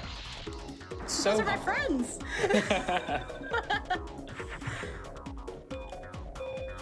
All right. Yeah, let's get the D-pad crew trending. Let's get that to be the name of the GDQ subscriber base. Yeah, we got some Momam lovers in chat. That's what I'm talking about. That is just my friends Pine Spike do a month-long, and yes, when I say month-long, I mean month-long event where they both play stuff like this, some randomizers, some occasionally speedruns, but then they play like the most random stuff, like Elmo's Letter Adventure, I want to say. They just duke it out in those games, and it's so funny. It's so much fun. All right, I'm gonna give A-Tech another go here to reintroduce people to what's going on while you focus. Sure, go for it. Okay, everybody, you're watching Yu-Gi-Oh! Forbidden Memories. This is a modified version of the game called 15 Card Drop, and how this works is instead of getting 1 card at the end of a successful duel, pardon me, you get 15. It's like a booster pack, as Sky likes to say, which is great. That's the first thing you need to know. The second thing you need to know is what's going on right now. If you want to know what's going on right now, you gotta listen to me right now. That's a little Dr. Steve Brule reference to anyone who cares about that. This is called A-Tech. This is a way of increasing drop rate chances. Sky is doing free duels, so she's outside of story mode right now. She's dueling Pegasus over and over and over again, and the reason she's doing this is she wants certain drops. She wants specifically equipped cards. These are spell cards you can put on monsters to increase usually their attack. And she wants specific ones like Megamorph and Bright Castle and things like this. There are also some traps she's looking for. And A-Tech is a way to manipulate which drop pool she is going to be in. And she wants a more beneficial drop pool, so she's meeting a certain number of conditions, some of which are doing a certain number of fusions, doing a certain number of effective attacks, using a certain number of equipped spells in one duel, and by meeting all these conditions, you can get the drop pool that you want and raise your chances of getting the cards you want. That is A-Tech. This is the extent of the info I know, and that's it.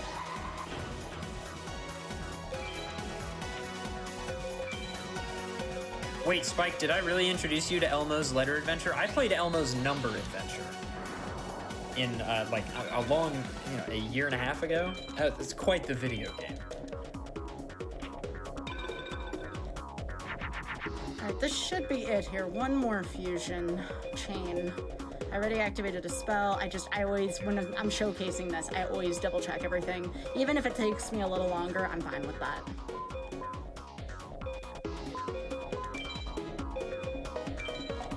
Hey, look, y'all. Oops, all twin-headed thunder dragons to end this tech.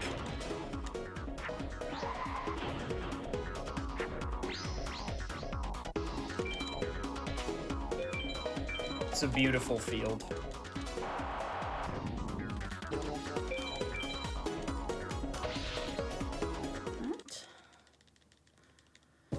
I'm nervous. I want to see those megamorphs soon.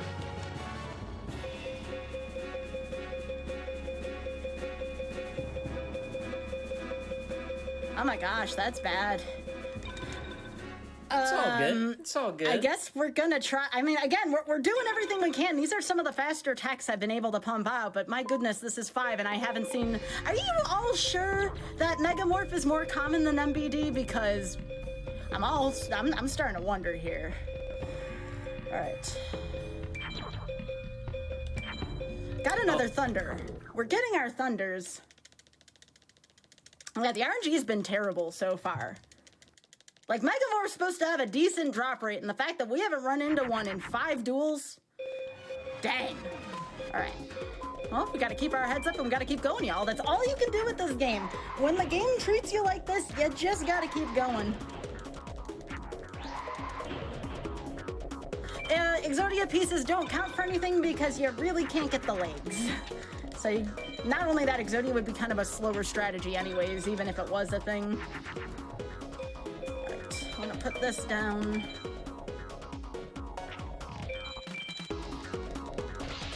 But I am really happy with the amount of under pressure of text that I've been able to produce as well. Sometimes I have these nights where I really mess them up, so it feels good to be able to just do it over and over and over here. Yeah, definitely something to be proud of.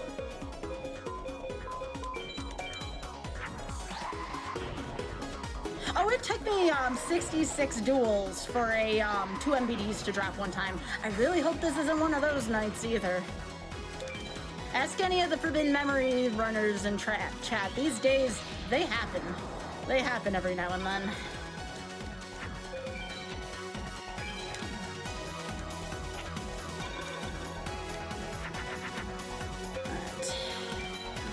This down. So again, we want to put all these spell cards down.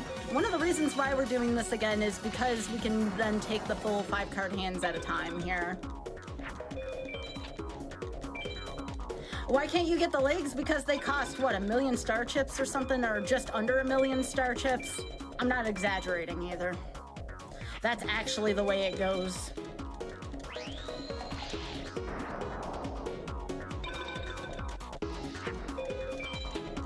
So yeah, the reason for 15 card drop is it just makes the run more consistent to perform, especially in a marathon or showcase setting.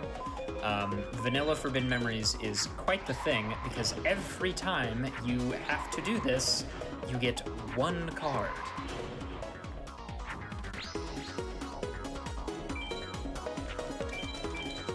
Alright, I still haven't gotten any effective attacks, and I still need to lose life, so I think beginning on the next turn, we're going to start working towards that.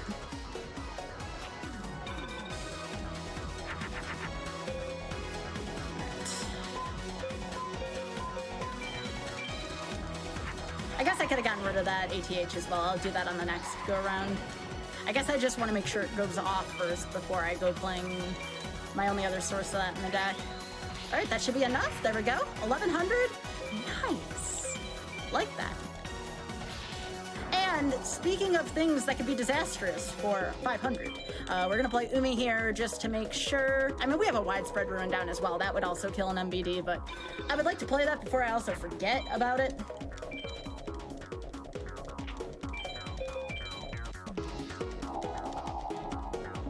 Alright, cool. So that's another requirement that's done.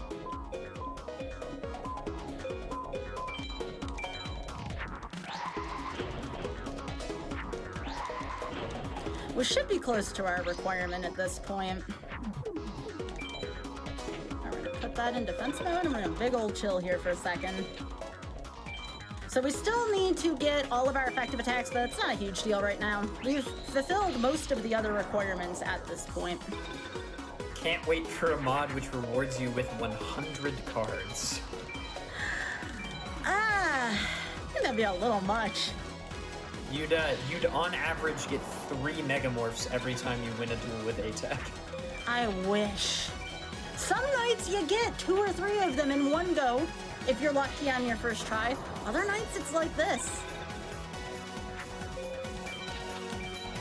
And again, even though my luck's a little less, honestly, if I'm being completely honest, in terms of gameplay, tonight's been way better and cleaner gameplay-wise than my first time was. Not to say my first time was bad, but I've definitely cleaned up my gameplay a little bit since the first time. But it was also a marathon. We're a little looser today on the estimates, so I think I'm just playing a little looser in general, which does help.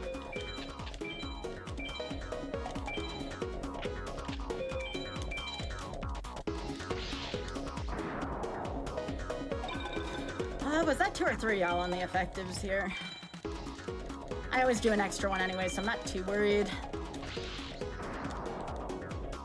I think this is 3 right here, because we had the ATH go off here. Actually, I'll put this down for this defense.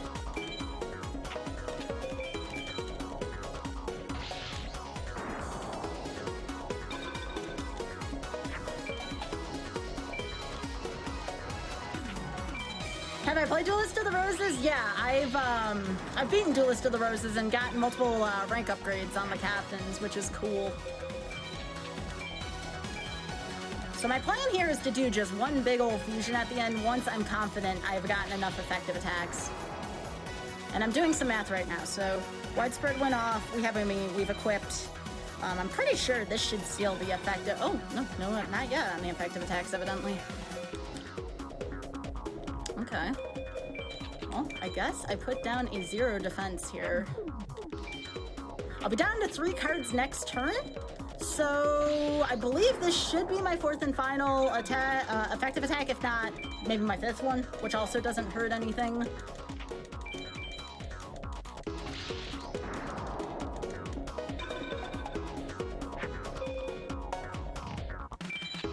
And actually, I lied. I'm going to do one... actually, though, I don't have a dragon to fuse with if I did that. Oh, this is gonna be difficult. Let's do this instead. I probably could finish off Pegasus this turn, but again, I'm gonna give it one more because I don't want to regret.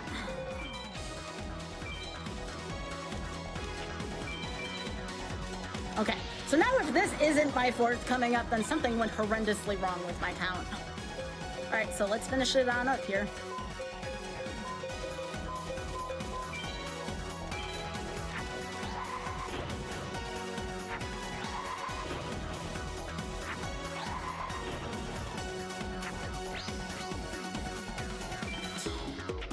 I see someone talking about XZ summoning in chat. I know.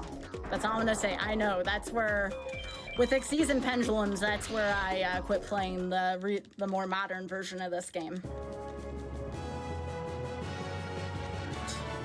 Okay, widespread, that's good. Dragon Treasure. Where? 121 right now, huh? Well, let me save first off. What do y'all think? I'm gonna defer to my FM folks in chat. What do we think right now? We have 3 dragon treasures and 2 bright castles. That's close. Because all of those can be equipped on the MBD, I might forego the Megamorph and start doing attempts on MBD, if that's the case. Because MBD typically takes a little longer for me to drop. And everybody wants to see if we get Trents anyways. Spike, you ate my Megamorphs the last time you played this on my show. This is your fault. All right, one more, says chat. One more laundry list for the Megamorph for the fans. All right. I'm calling out Spike, by the way, because he's my friend. Spike got 2 Megamorphs and 5 card when I had him on my show. That's where they went. Yeah, I would love to get double MBD my first try. Send some vibes for that, y'all. Otherwise, we're gonna be here for a little while. Spike, now you know the true Sky Bill's experience. In Forbidden Memories.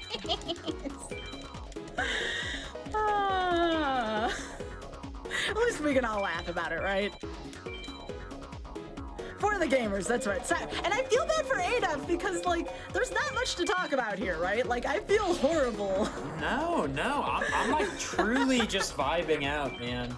Because, you know, the bottom line is, like, this game is a lot of, especially right now when you're going for A-Tech, there's a lot of really in-depth game knowledge required to sort of discuss at an accurate level what is happening.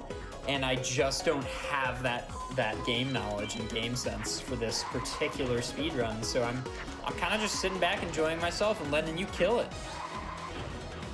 Like I said, the gameplay is beautiful tonight. The gameplay is just absolutely beautiful tonight. I'm just, but the luck.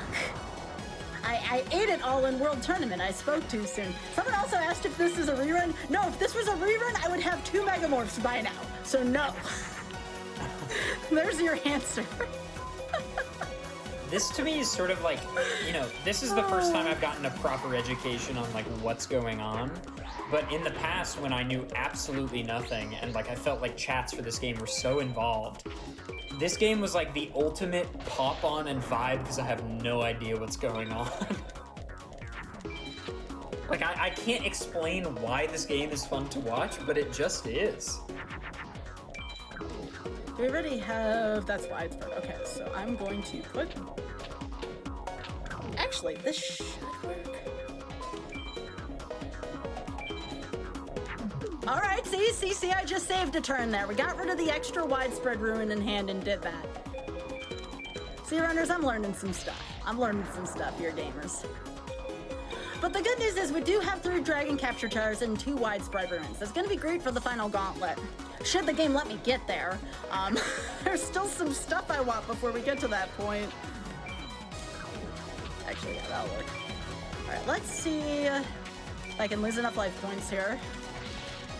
Not quite enough. That's fine. Yeah, we were talking about that earlier, about if you're going to start running this game, please do it on 15 and save yourself a little bit of trouble.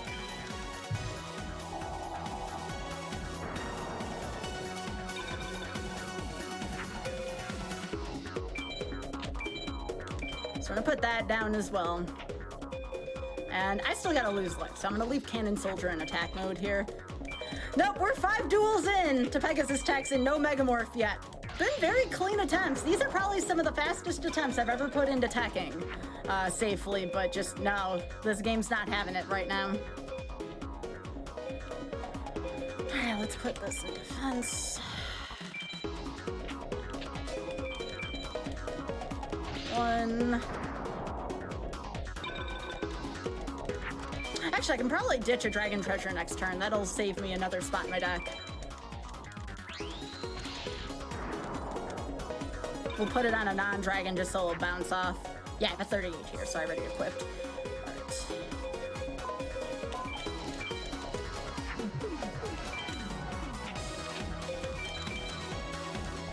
Two.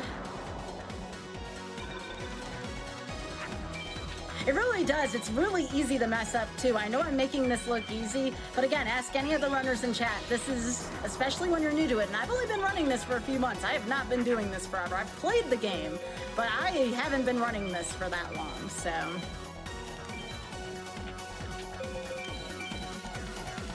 I'm gonna say that's 3.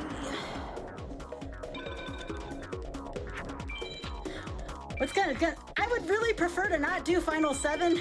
We're still, well, I'm very behind on my personal splits at this point because RNG is being mean, but I do Final 7 on my regular attempts, though.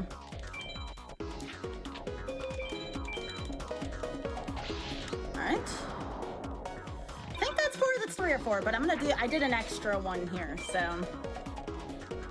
Now we're gonna start putting together fusions after this.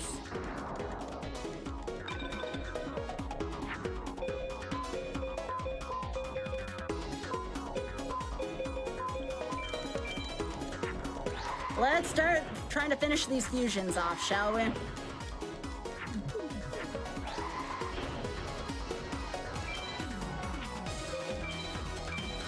You know, I'm just grateful of the 2 runs that I've done on GDQ so far. If one's gonna give me an attitude problem, I'm glad it's not the one for charity. Right. Like, this is fine. Well, also, I will say that on Challenger Approaching, the runs that we have had that are luck heavy have all had bad luck. Oh, you didn't tell me this before I signed up for the show, ADEF. Well, I was hopeful that the buck would stop here. ADEF. We had an OOT 3D rando that went on for like 6 hours. ADEF, that was not part of the agreement. And our Twilight Princess randomizer went on for 4+ hours. ADEF, this is not helping right now. All right, one more here. Actually, 3 or less. Let me do the math real quick. Less than 7,000. Widespread's gone off. Umi's gone off. We have our equip right here. I think we're just gonna do one big fusion chain and try to go from here. So.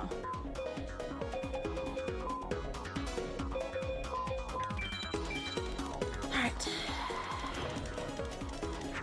Yeah, this is ADEF's fault now. I hereby absolve any luck-related stuff that happens to me. If I mess up something, that's on me and that's fine. But y'all, you heard it here. You heard it here first. I'm happy to be the host of a cursed show. I wouldn't have it any other way.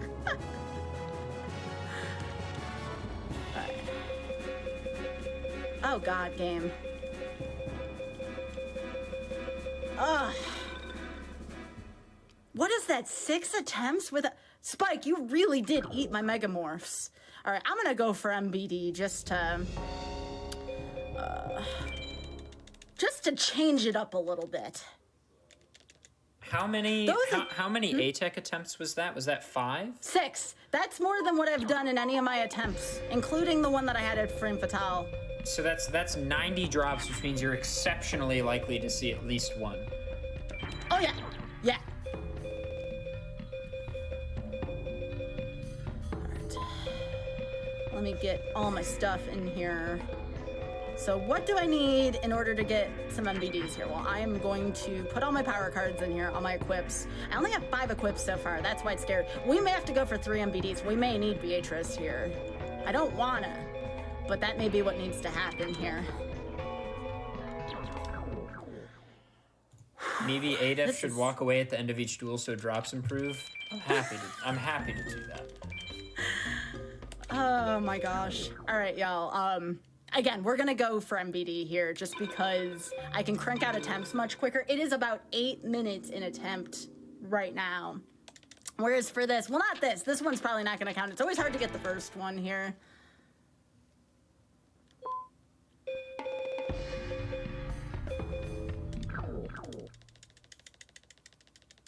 Well, the Megamorph average is a 1 in 30. Yeah. Yeah, if it's a little over 3%, then the average value, or rather the expected value, is 3. In 100 drops, you should get 3. I'm gonna put this Umi down here. And hopefully I get a dragon. If I don't get a dragon here, I'm gonna be in... Oh, what are you doing, Meadow?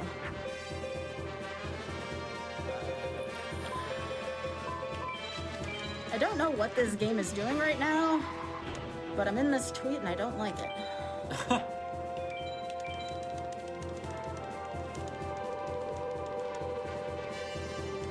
Alright, so we're going into the sea here.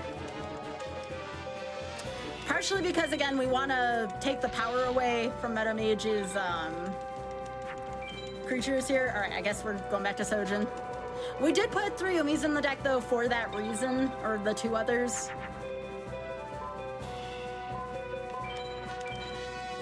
We have less Thunders right now, so if you got 2 Dragons to put it in between, it's much better than using up 2 Thunders at this point. I'm gonna go Moon here. Okay.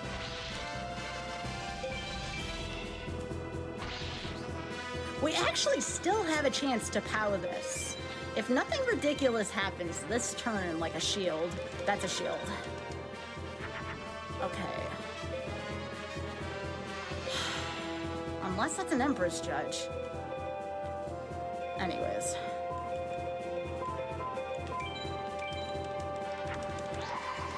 I'm gonna try here. If it's not shield, we're fine. I think it is shield though, which would be unfortunate here. Again, putting in a moon for the same reason, and there it is. So unfortunately we won't, this will be considered an invalid attempt at this point because we will be beyond the AS threshold. That's just called stuff happens. This is some pretty bad luck we've encountered so far. Alright, so let's make an extra big twin-headed Thunder Dragon here.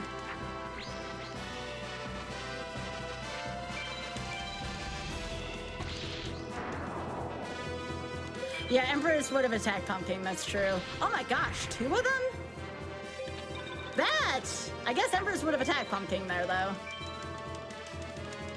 So double shield, 6 duels without a Megamorph. This RNG is just atrocious. Absolutely atrocious. I mean, we're gonna be fine here. Like, we're gonna win the duel. Winning the duel's not the issue. The fact that this was a wasted attempt, that's pretty bad. You can't get anything useful? Kaminari attack is the most useful thing we can get. The folks want Trent. We can still get Trent, that's true. With the kind of luck this run's had, it wouldn't surprise me. All right, do we get the Trent? Not even a Trent for the... You know, RNG doesn't like y'all either. My goodness, I would hope it would at least like one of us, but it hasn't. Look, I mean, you know, this is just the magic of being on Challenger Approaching. It's a beautiful show where beautiful things happen. The challenge is you get bad RNG on Challenger approaching. That's the challenge. All right. No, we are not going forward. We back the truck up and we go do our attempts. I'm not facing Gate Guardian without a Megamorph or an MBD. Forget that. Forget that noise. No way. Because if we lose there, then we don't even get to keep our progress that we had. So no.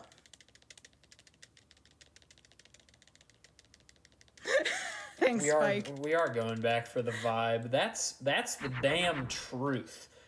And gamers, I just want to see y'all vibing out. That's what I want.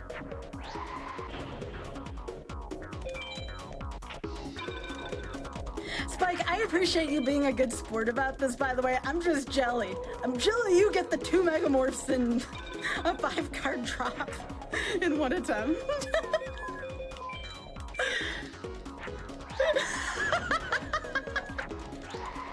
This is why I love Spike with y'all. This is why Spike and I are friends. Triple Trank, you know what? I would buy that if only because memes. We love memes here. I'm having a good time. You know who's winning? Everybody in the chat's winning right now.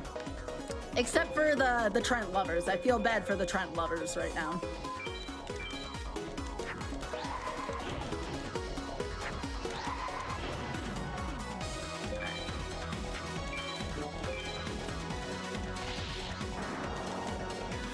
You know how we will go back. We will go back to Megamorph attempts if I get double MBD here. Easy.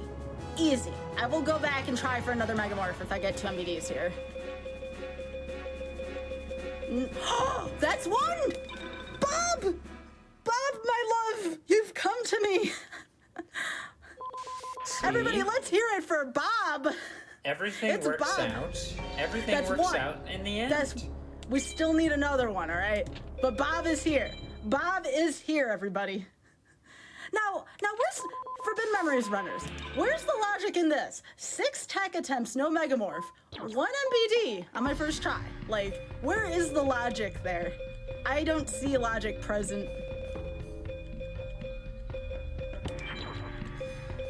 All right. Let's put Firewing Pegasus in for now, until we get something better. So you're not doing tech here, you're just trying to beat the duel as fast as possible. AS POW, and our timer, we cannot be below 28 cards, otherwise it's really difficult. Is AS POW like a different tech? What is AS POW? AS POW just means you're in a different tier, and you defeat before you're below 28 cards typically. There's other means and ways of not getting AS POW above 28, but it's much less common. And that's a different drop pool? Yeah, that's always the best way to put it, different drop pools. Okay.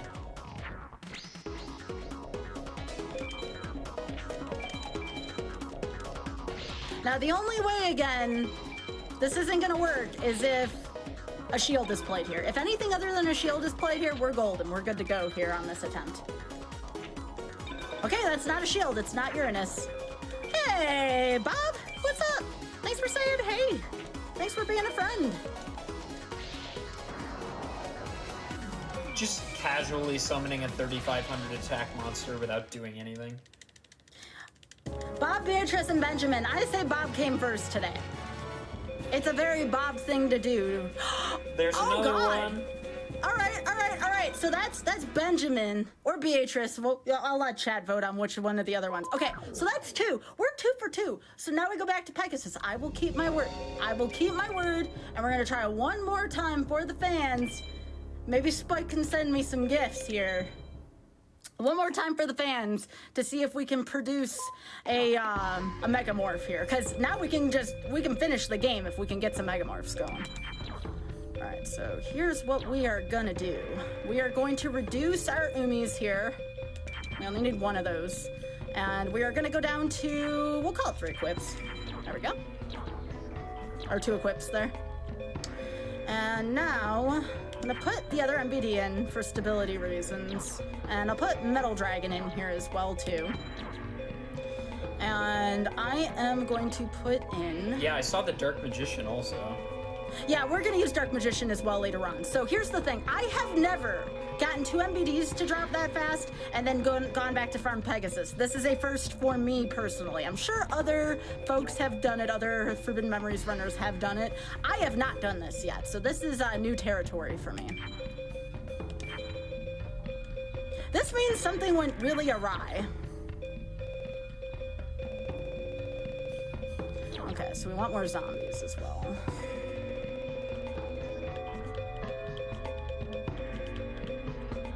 I'll put like Zombie Warrior in here. Alright. I've never had to rebuild my deck before because this happened. So again, this is very much a first for me. Let's take out one of these and put in another zombie. Because zombies fuse easier than most of these. Okay. Alright.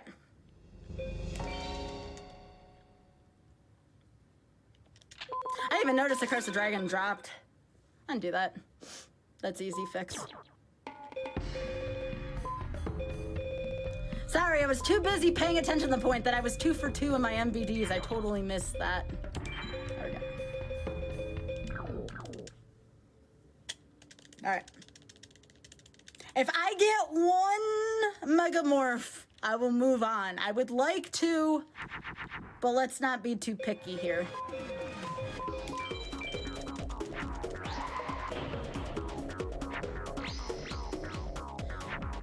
And this will likely, hopefully, be my last try having to attack here. So back to the laundry list we go.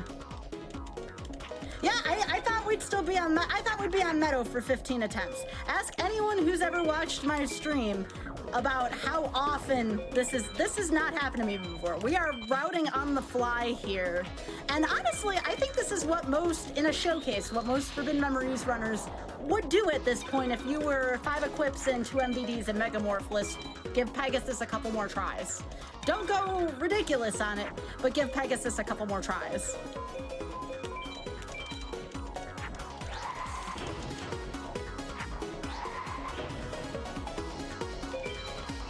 I mean, if I get 4 Megamorphs, I would be annoyed, but I'd also be excited. All right, y'all. My brain is a little burnt on text. I'm not used to doing this many in a row, so let's try to check over some things together here. I already got the equips.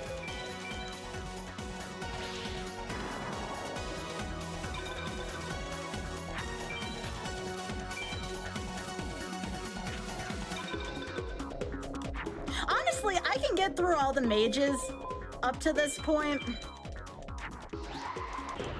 I don't think the mages would be a big deal for me at all, but it's not about the mages. It's about the final gauntlet, and Megamorph will just help you get through the mages quicker if you have them in your deck.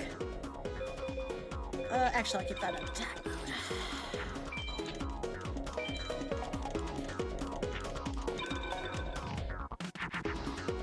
Right. So I'm gonna put this down as well so I can start going through stuff. Let's see if we can lose a little bit of life. Good, 200's a good start, or no, it's 100. Right. Probably going to throw the MBDs out, honestly. I have the Regeki ready on the field in case Pegasus's MBD decides it wants to play suddenly. We need defuse here. Those MBDs were just there more or less for a contingency plan if something happened. Honestly, I probably should have taken them out.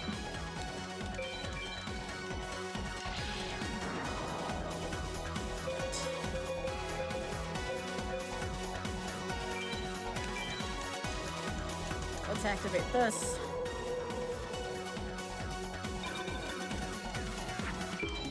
We still need to get those 4 effective attacks as well. I need to get less than 7,000.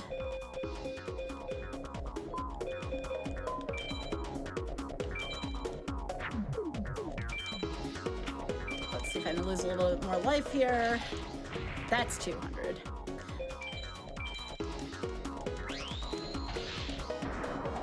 Well, in this match it is because we're trying to fuse right now. Oh, we're already at 9 already? That's good. Ouch.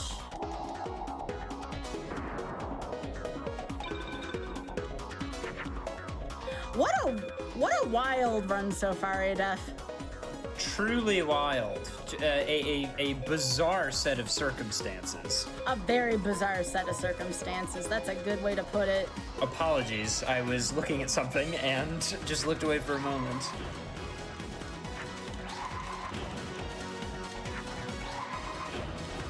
Alright, still need to get those effective attacks. We're gonna leave everything in attack mode except for... Actually, you know what? We'll leave everything in attack mode because I gotta lose some life. Okay.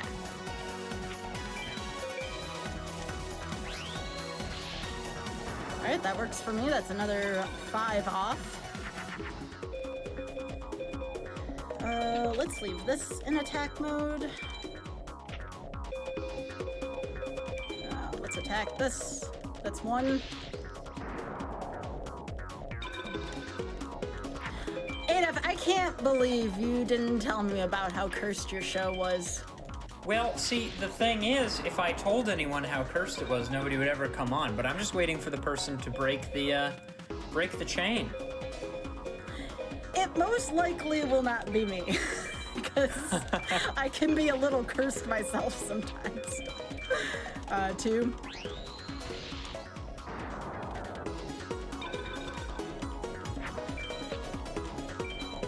Yeah, Gate Guardian, perfectly ultimate Great Moth. That's one of the reasons why I love to get MVDs.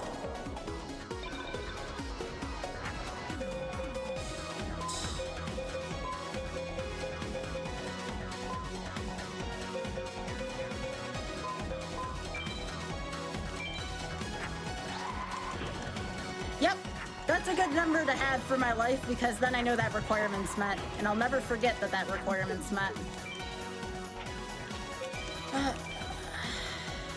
So we're hoping for megamorphs. That's the bottom line. That's the bottom line. A Bright Castle would be okay. We cannot use another Dragon Treasure, so Dragon Treasure would be wasted at this point. I believe we have the maximum amount at 3. Okay.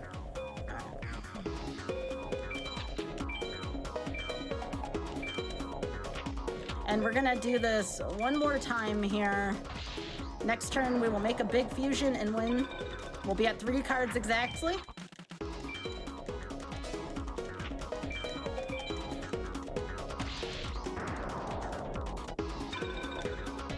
All right, here we go.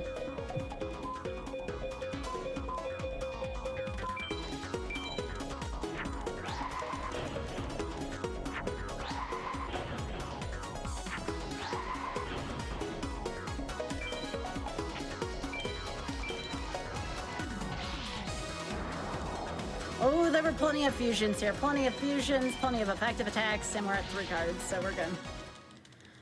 All right, game, be nice. I've paid my dues. Give me 2 Megamorphs here, and we're good. That's 1 Megamorph. That's good. All right, and 1 Bright Castle. We can hit the split button on Farm 2, a very late Farm 2, but let's go. Now we're going to the end. Sweet. 1 and 2 MBDs, and I think we have 7 equips total. That should be fine. Alright, so we are going to have to do some major work on this deck here, so bear with me for a sec.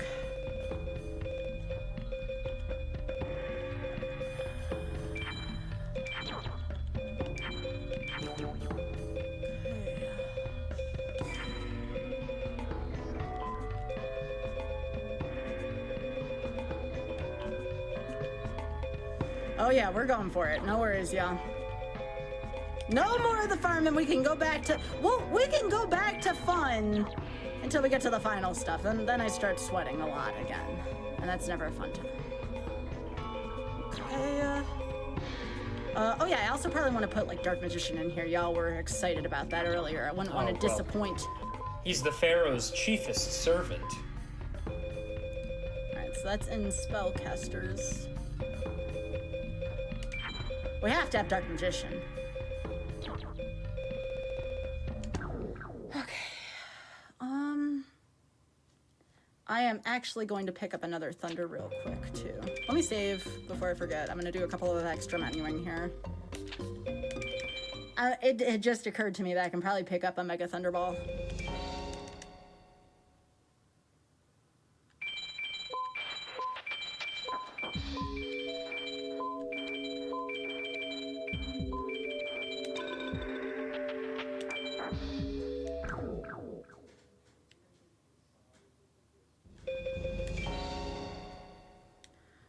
I'm proud of myself for not panicking. I'm proud of myself for frankly doing 7 techs when those can be really stressful to do, even in a showcase scenario. Sky, I appreciate the help. Sky, you're doing great. There's nothing to be concerned about. You're having You a say good time. that. No. I mean, like, look, here's the bottom line: is like challenger approaching is meant to be challenge attempts, right? And like, this is a hard game, and that's it. I mean, it's a hard game. You're performing admirably, and you know it takes however long it takes. Yep. All right. And we're gonna just go through the rest of the game. GDQ ...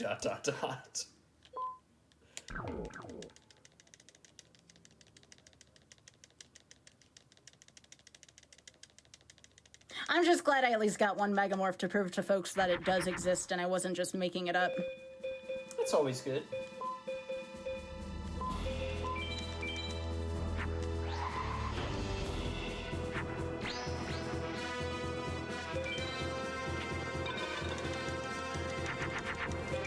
Yeah, missing a step is really easy, that's true.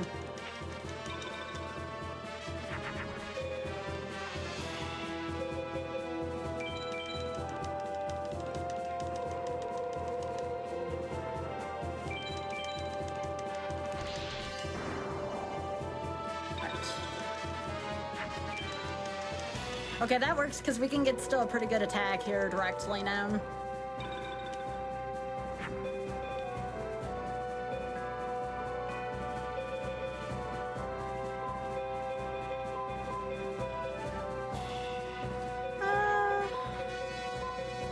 Let's just make a really big dragon zombie.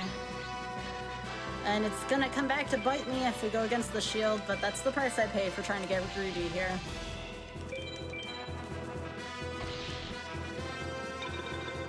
I'm willing to pay that price on 7 equips in deck right now. Nope, we're fine. It was a good risk. So, how many duels are left? A lot, but they're gonna go really quickly. We are gonna go through Seto too. Since we... I don't want to say I'm not capable of getting a good time, but it's not looking good. I think I'd rather go through Seto 2 and not tempt fate here.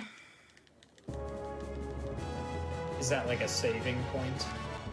Kind of. That's a good way to think of it, actually. I sound like my parents. Are you at a good save point? You know what would be cool, y'all? If this was the one night we get the 2 on Mountain for the 3rd MBD, that would be pretty rockin', I'm not gonna lie.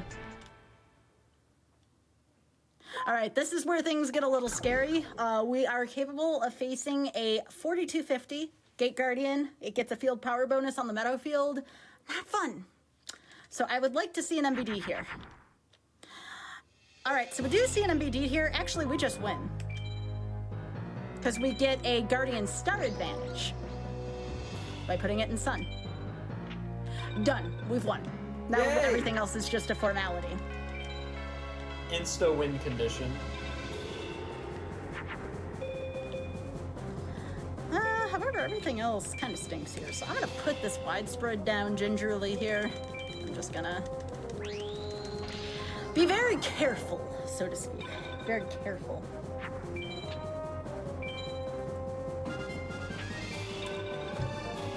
Also, get used to this song. Yeah, this is a big song towards the end of the game.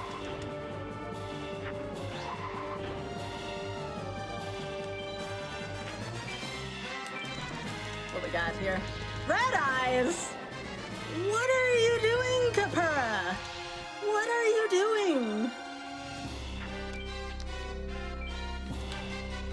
Why do the signs matter on the cards? You want to take this one, Sky? It's like strengths and weaknesses. Think about Pokemon. Think about Pokemon. I'm thinking about Pokemon.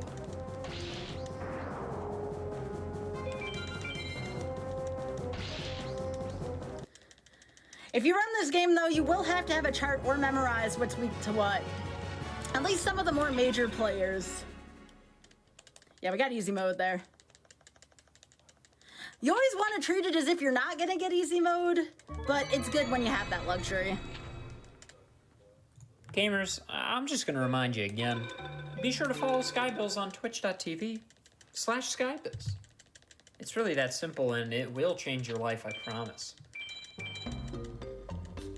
The link will be in the chat as you hear me say these things.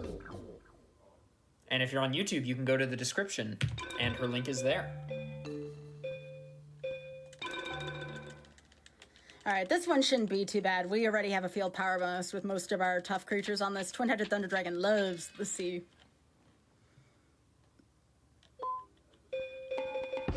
Oh, we got a Judge Man. That's rare. Let me double check my deck really quickly. 3 Bright Castles, 3 Dragon Treasures, 1 Megamorph, 2 Widespread Ruins, and a Partridge in a Pear Tree. Every time I hear the name of the card Judge Man, I think of that duel where Joey duels Judge Man in the, like, cyber world. Noah, is that that kid's name in that arc? A kid? So what happened there? You're talking about Enter the Shadow Realm, and Joey actually goes up against a lawyer. His name's Johnson, and Judge Man is his avatar for all intent and purposes there. But wasn't Noah the name of the kid that, like, is in charge of that arc? Isn't that? Kaiba's brother? Yeah. Yes, yeah. Well, kind of brother. I never caught the end of that story arc to see if that was actually the case. I want to say it was, though. You think I got Karishin? I can take a look after this. That's no biggie. That's another level 2 dragon. Yeah, I put Curse of Dragon in a while back. I'll double check it, though. These are all things I can quickly menu and check between matches. Oh, there you are. You're always fashionably late, aren't you?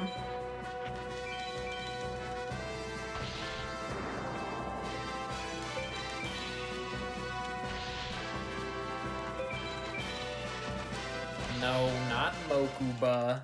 No, Mokuba is his actual brother.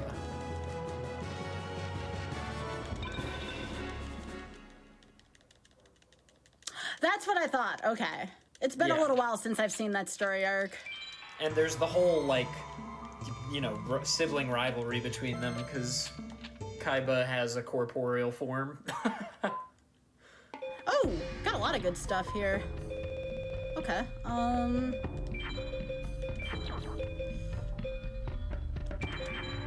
Oh, I got 2 Kurshins, that's true. Y'all, I know why this run's not blessed. We never got a Trent. We never got a Trent this run. Yeah, but Curse the Dragon's in. We never got a Trent.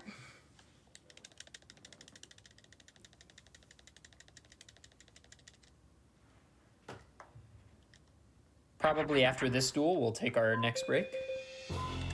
Sure.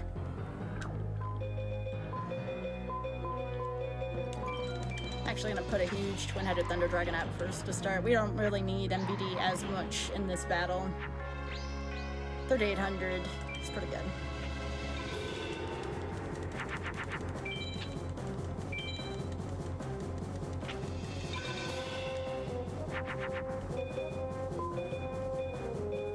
Actually, let's do this. What does... So that's Bright Castle, not Toon World. Every time I see it, I think it's Toon World. So I believe in the US version, it originally started as being called the Shine Palace, which is an addition to Toon World, according to Pegasus. But again, we all know this game takes some liberties on some card names. I literally think it's Toon World every time, and I'm always like, why are you equipping Toon World?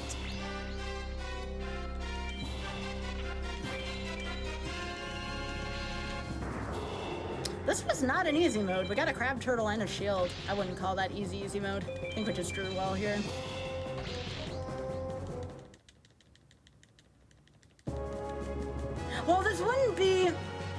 think this would be a competitive... I'm just curious to see what I get here. Oh, we got a regular Thunder Dragon. Yo. All right, I'm gonna save real quick here, and then we can stop the timer. Because Okay. I'm gonna go take an extra battle at Seto 2, just to... In case we get the worst luck at the end, I'd rather have that save point. Now you got me calling it that, Adef. Well, I don't know what it is, so I just gave it a name.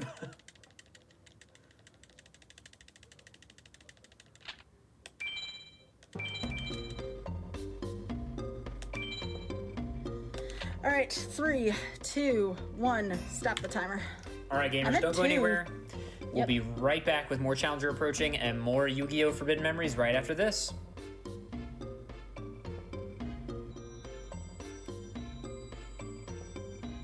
Hello, everybody, and welcome back to the Games Done Quick Hotfix. This is Challenger Approaching, the show where we showcase challenge runners and the runners... Challenge runs and the runners who perform them. You know, this intro gets different every time I say it, so just, you know, pick your favorite version. A few quick announcements. First of all, tomorrow we have the Ratchet and Clank Relay. That's starting at 11 a.m. Eastern right here on the twitch.tv/GamesDoneQuick page. And if you missed out on any of the Flame Fatales runs, check out our archive of past runs and shows. That includes all the past Hotfix shows, including past Challenger approachings at youtube.com/GamesDoneQuick. And if you're on YouTube right now, check out our live show sometime. And if you want to follow Sky and you're on the YouTube, go into the description. It's right there. All right, Sky, take it away. All right, 3, 2, 1, go. All right, so now we're heading off. You will never see this in a race. You'll never see this in anything other than a showcase, and that is going to be Seto 2. I only like doing Seto 2 when I'm in a race or marathon type structure, because if you lose at the final 6, you don't have to go through Lab Mage again. And why is that significant? That's a pretty substantial cutscene each time. We're about to see what this cutscene looks like. So we take the chance here. We go up against Seto 2. And again, frankly, if you're not going for some kind of world record or trying to win a race in a big event, this is the way to do it, at least in my opinion. Some people may disagree with me, and you are more than welcome to disagree with me, but this is the way in which I feel comfortable doing it in this scenario.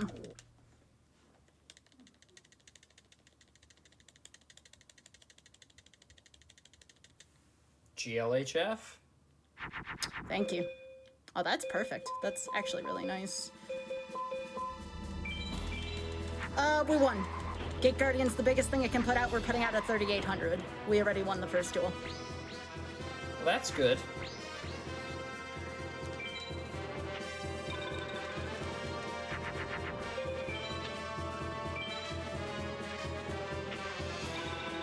That is a twin-headed Thunder Dragon that's down.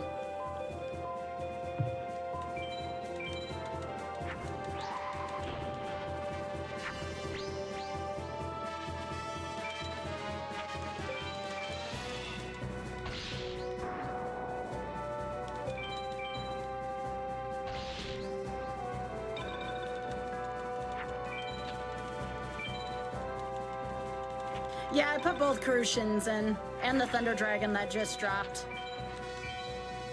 It's our boy, Dark Magician. I'm really scared though because of this was so easy and because High Meadow was so easy. I'm really worried about what's gonna happen with Seto 2, so I hope we get something to beat a Gate Guardian. It's the strongest thing Seto 2 can put out to start. Well, the good news, Sky, is that luck is completely independent. So every scenario is its own scenario. That's the beautiful thing. We all, you know, we love to feel like it's all influenced, but the good news, it's all, you're gonna kill it. That's the bottom line. Don't mess up that pattern. If you do, you get an extra fight. You don't want to do that. Right, right, left, right. That is the way to go through the labyrinth. Oh no, Taya. Poor Taya. She just cares so much about friendship.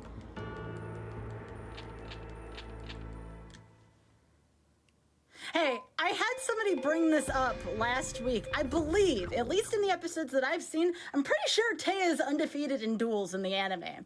Taya defeated Mai and then some of the members of Noah's business clan there. So, yeah, that's a thing. Penguin guy. Yeah.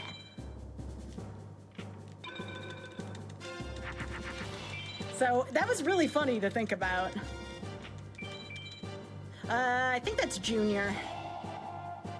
Okay, that is Junior. All right.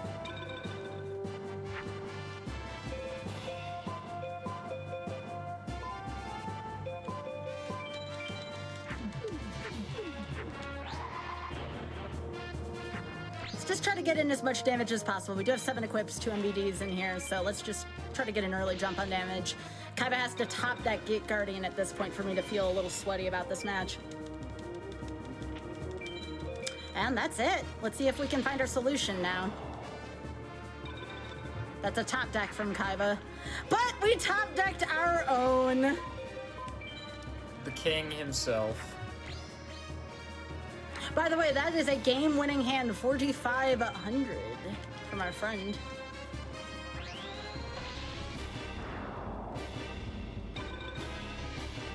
Oh, this song is really good too. Oh, all of the Seto tunes are really good. They're all bops.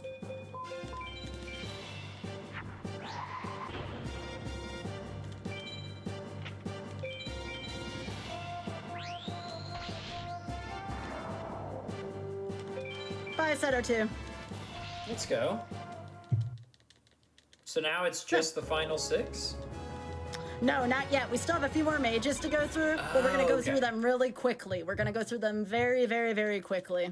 The order of events is confusing me. And of course, if you all didn't know, Kaiba's dangerous, Seto's dangerous. We hear it 50 billion times in this. Go watch out for that Kaiba, yes, we know Kaiba is dangerous, yes. Well, in the canon, he just cares so much about his girlfriend. Look, all these characters just have such brilliant motivations, don't they?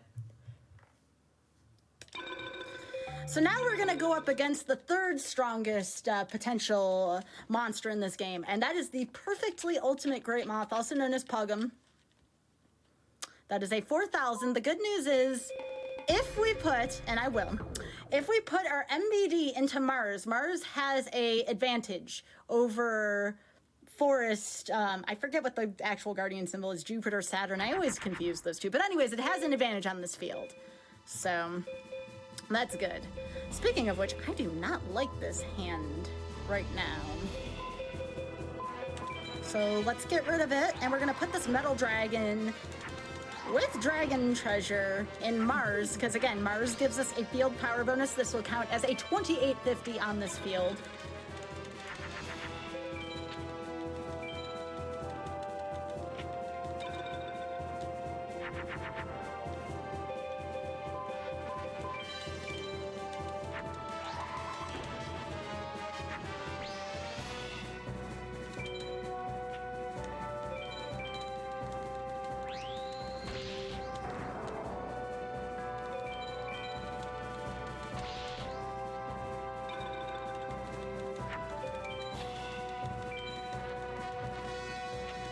Alright, this should be pretty alright here. Let's hope we get better draws. If we get this draw against the next mage, we'll probably game over. So let's hope we get slightly better luck on High Forest here.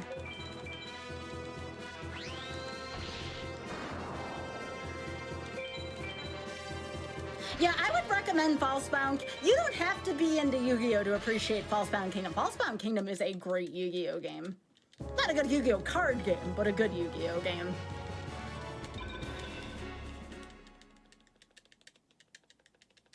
Yeah, if you haven't played Duelist of the Roses, you would really enjoy that too. I always compare that as like, if Yu-Gi-Oh! And chess were to join forces, that is the game that you would get as Duelist of the Roses. I really enjoy it. I don't know if I'd ever run it, but I really enjoy Duelist of the Roses.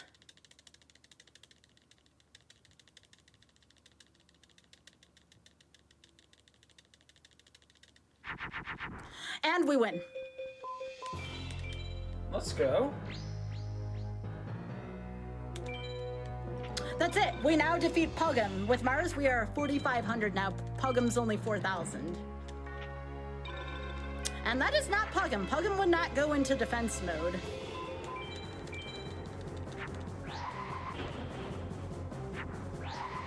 The game is dropping 15 cards. I'm just not cycling through it right now. So there's no chance for you to get like a Megamorph or a Meteor Bead from any of these fights? Through Low Mountain we can, but it's a 2 out of 2,000 and something.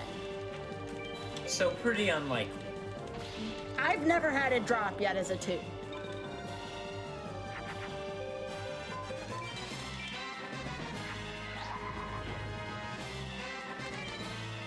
Oh, I forgot about that. That's fine. No big deal. I'm just gonna lose a little bit of life.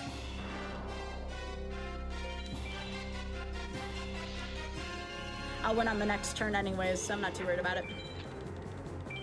Yeah, it doesn't change the number of turns.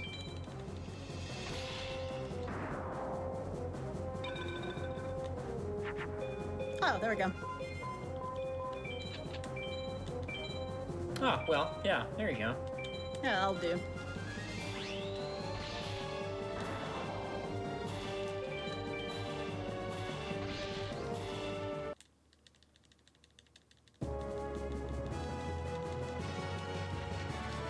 Yeah, we're still getting 15 cards, but why take the time to scroll through it? We're trying to go fast now.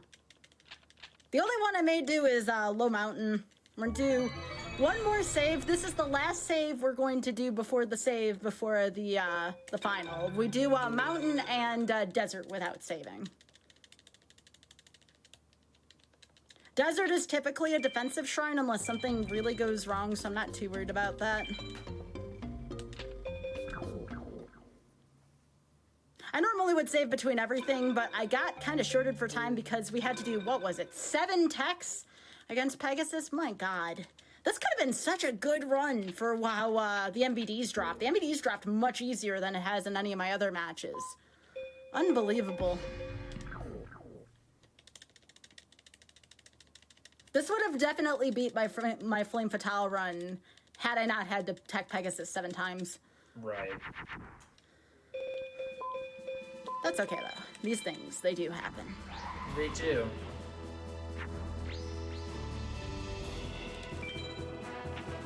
And the reason why we didn't go back for more Megamorphs, for folks wondering, you know, truly taking notes, we already have 3 Bright Castles and 3 Dragon Treasures.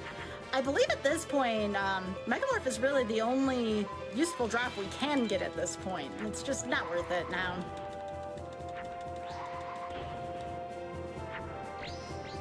Plus, I think this is useful information for myself and other Forbidden Memories runners trying to take into account what kind of route to do for a marathon if we want to make it quote-unquote as safe as possible. So I don't mind doing a little bit of that work. That doesn't bother me. The trailblazing. And when I say that, I mean it jokingly. This game is not safe by any means, but trying my best to try to make it as safe as possible.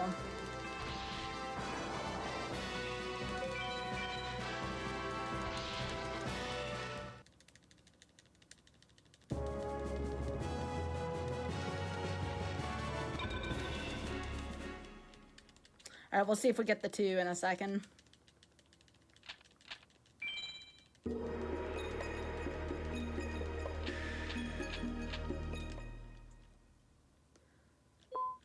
Did we get the 2? Trent!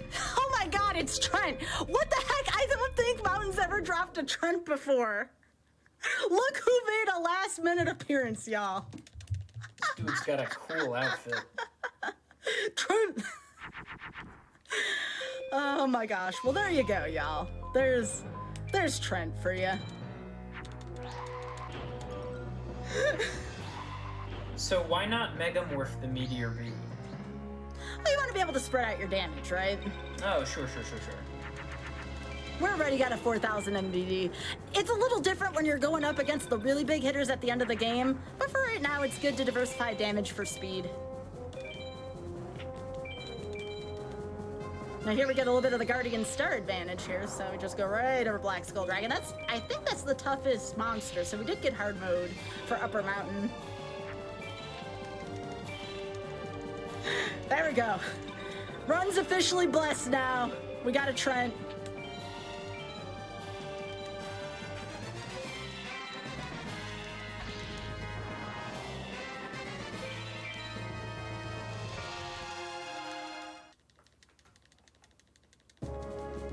Oh, I guess MBD is on this one, then. I stand corrected, then. That must be the second toughest one. Yeah, a hand like that at the end of the game, by the way, yeah, you win if you get that hand on Nightmare. Chat's absolutely right. The FM runners are right here about that, the quality of that last hand. I'm gonna do something I shouldn't on GDQ and not save before Desert.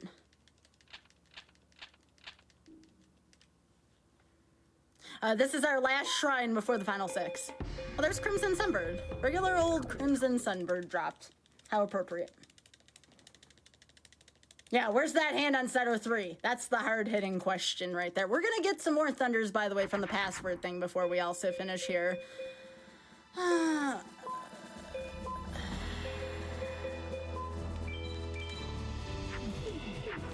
gonna put everything here in Moon, because everything here has a Guardian Star of Uranus, and Pluto is weak to Uranus, so...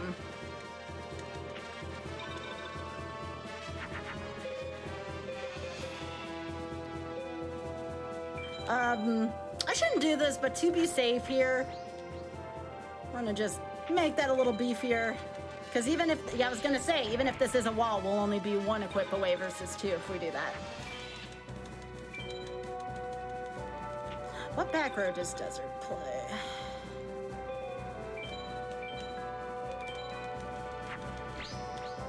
So this will be probably fake, if I were to guess. No, okay, it may be ATH.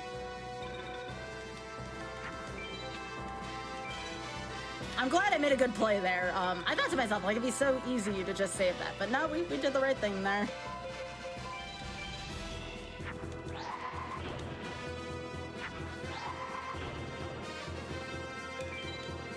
Let's see if my suspicions are true.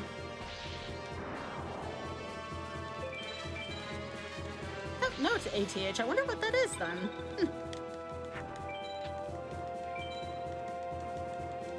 Interesting.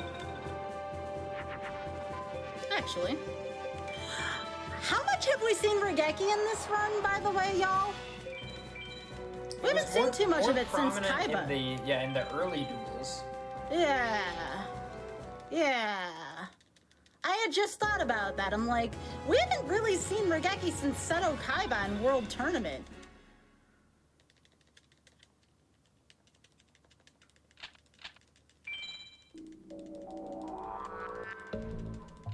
I love these dudes' outfits. They're so cool. Yeah, it could have been Wire. Ooh, there's a level 2 dragon. So when I say level 2 dragons again, those are dragons above 1500 attack. Let's put one of the level 1 dragons away and we'll put a level 2 in there.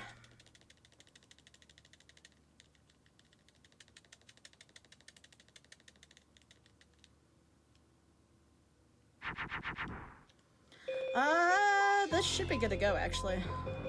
I like this. This is a good opener in this match. All right, we already have the 38. As long as we put it on Moon, I don't think there's anything that can stop us here.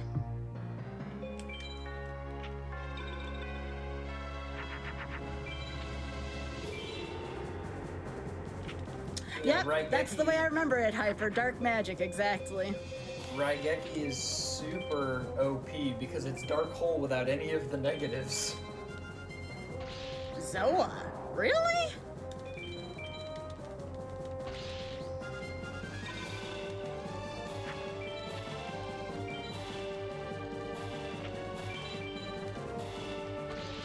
Zoa? I don't think I've seen a Zoa from this in a while. Usually it's wall, wall, wall.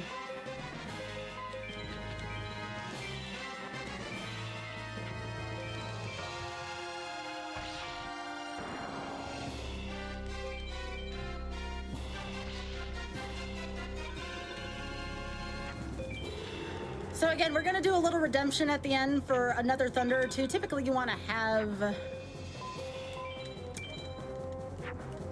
between 9 and 11 Thunders, I wanna say.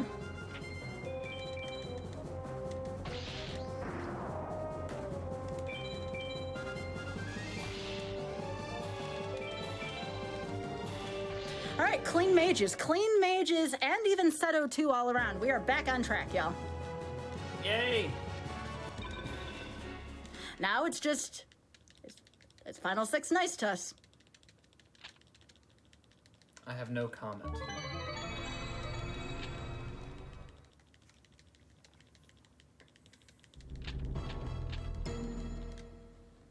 And of course, I still do need to pilot this well. It's pretty easy. If you make one mistake in the final gauntlet, you're probably dead. It's really scary. Really, really, really scary. Oh, that's right. Dark Hole clears every card. I'm not a fan of Dark Hole, honestly. You and the people that made all the ban lists between 2005 and 2018.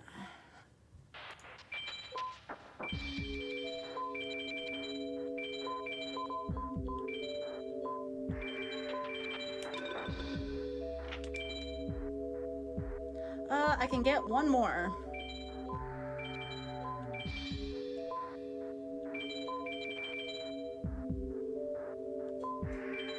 Oh, no, wait, we have 3 of those. No, we can't.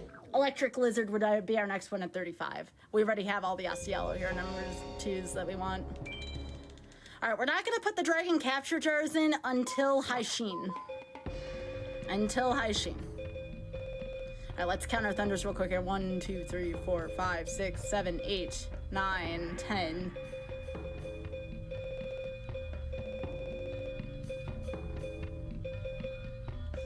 Probably take out a level 1 dragon here and put that in.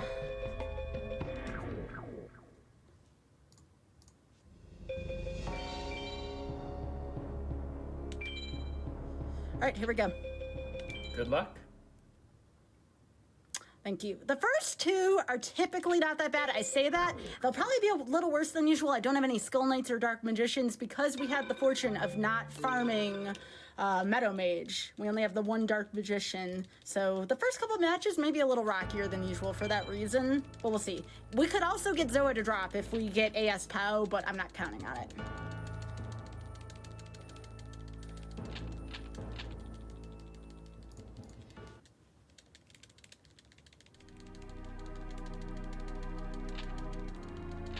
Gonna do my best, y'all. It's all I can do here. I'm just thankful that the game started cooperating at a certain point. I think it was after ADF made me realize the show was cursed. You know, I had to tell it I wasn't afraid anymore. Get your support out for Sky, and let's also follow her channel. Let's get some support out. It's Final Six time.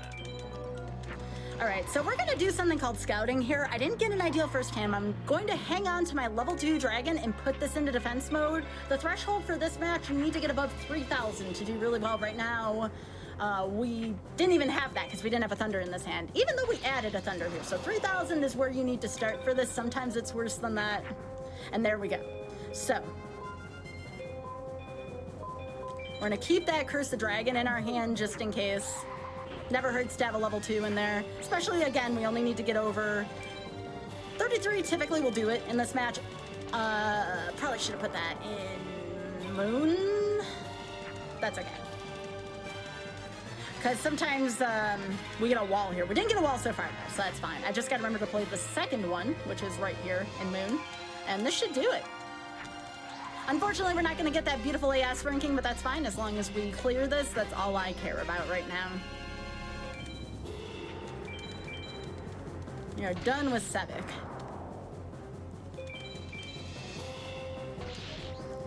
Now, I usually put in 3 Dragon Capture Jars. I don't know if it's the best idea, but I'm still gonna stick with that plan.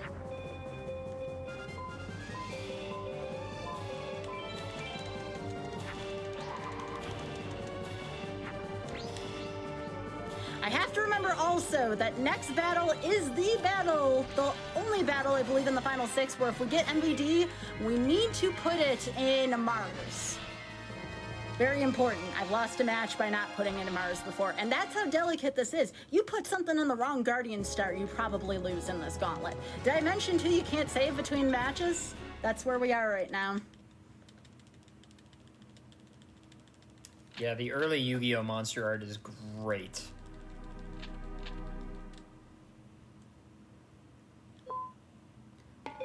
We got another level 2 dragon here, Metal Dragon. That's why it's important, even if you don't think it's significant, to take a look at what you get, because you never know when something may be useful again. Those level 2 dragons, very important. You only need 1 thunder to fuse with them to form twin-headed thunder dragon. You don't think it's important until you realize, wow, I could use an additional slot in my hand. And the reason why that's important, hang on for a sec here. So like right here, this is a level 2 dragon. Okay, now I think I can go Pluto here. So, I believe the strongest, or not, I shouldn't say the strongest, the usual is Skull Knight. It's a 3150 on this field.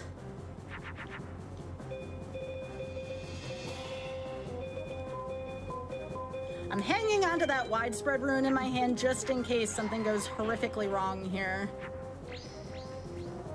So which is the fight that Dragon Capture Jar is useful on?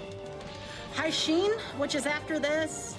No, not Haishin. No, Haishin does have some stuff, though. I think he may have MBD. Haishin, Seto 3, and Nightmare. And sometimes Dark Knight, depending on how things go.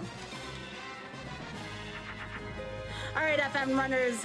Do we go 2 or 3 Dragon Capture Jars? I'm thinking 3, but I want to hear your thoughts.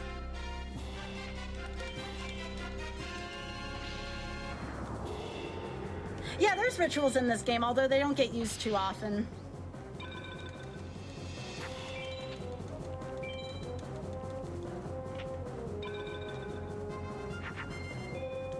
See how MBD likes to be fashionably late? That concerns me.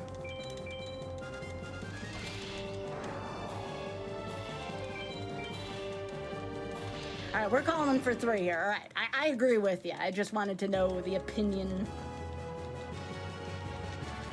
I've seen some people just go 2. I can understand why some people do 2.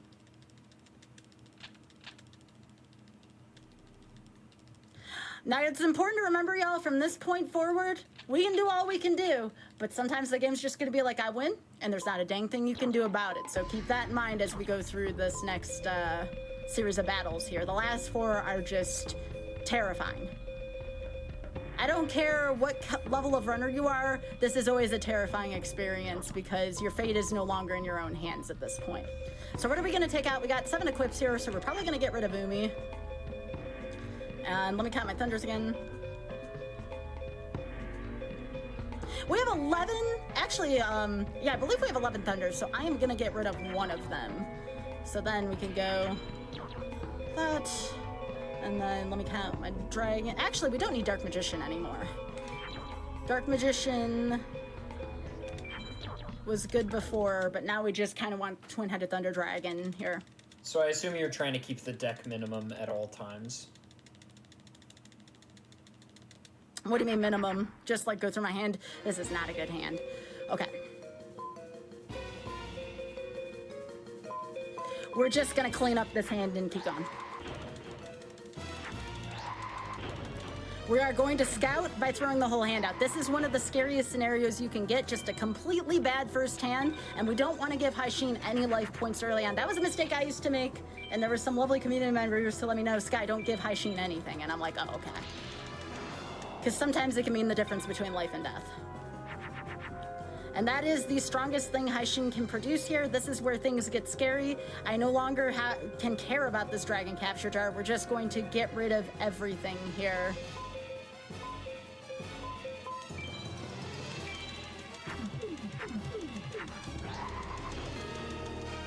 Yeah, this is the one that can get Exodia. You know what you do if you get Exodia? You laugh. So this is still recoverable, but it's not great. You are in deep trouble at this point because now Haishin will not be magic locked. This is hard mode. I believe Gate Guardian is the best creature Haishin can produce, but the problem is now I don't believe he's spell locked. We lose. We're gonna take our loss here. I'm doing math. I guess I can kill that and just see what he's got, but I'm pretty sure we just lose here. Remember what I said? The game will tell me if I've lost. This is that scenario. It's all good. We'll throw another attempt. Why not?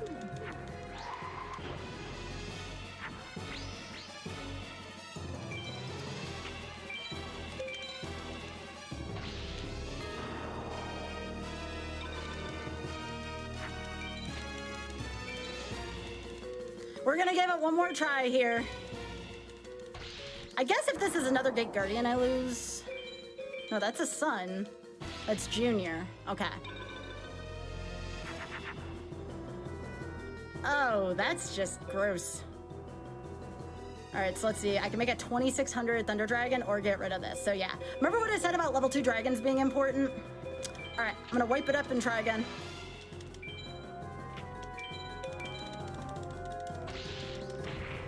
Did everything we could, made all the right moves, just sometimes the game says no. So, important note about the final 6. Well, I think it's just for the final 6. They have access to 20 cards at once, we have access to 5 cards at once. What?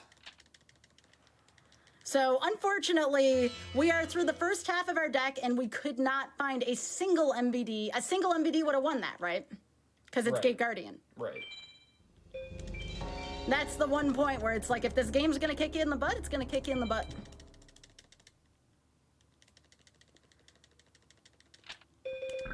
But that's when we try again. This is why we do set 02.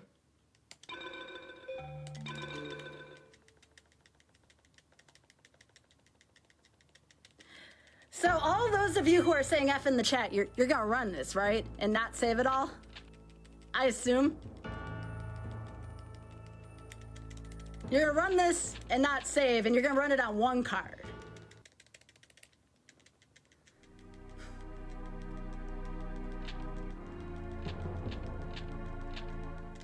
All right, let's go again.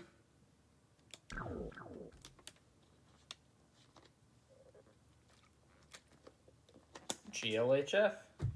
Thanks. Again, we're just gonna try to get through this as quickly as possible. And that's a win. Now see, this would have won that last match.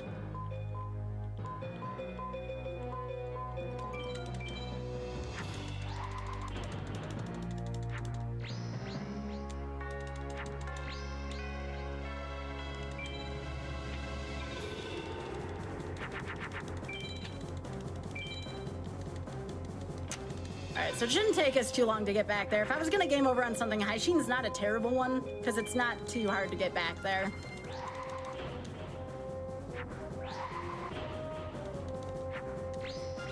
No, you do not have the option to save.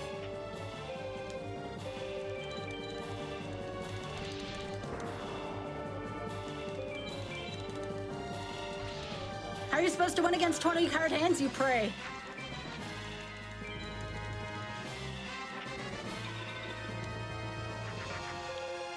Now see, this was easy. This was easy.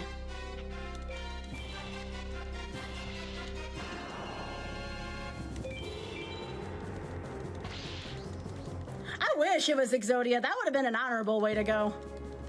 That would have been a way cooler way to go.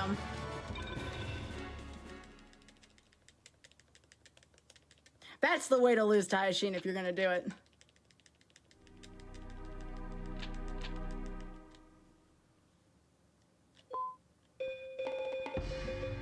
Yeah, we got a pumpkin this time.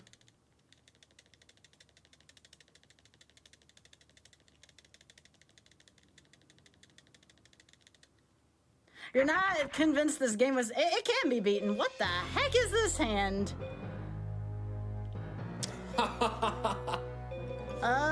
Yeah, game, you tell funny jokes. Just make an invincible tiny little dragon. I'm even gonna get rid of Umi here. This is why I get rid of Umi later on. Like, it's just not great here. That was a hand that existed.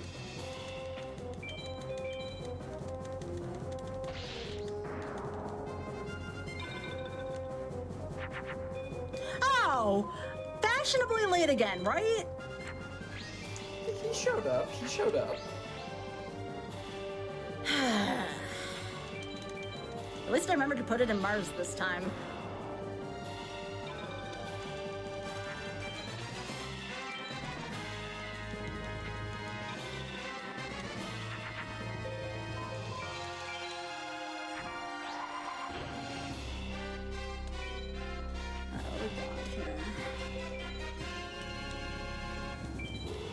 I'll take my free 28. What was this? Oh, I could have killed that.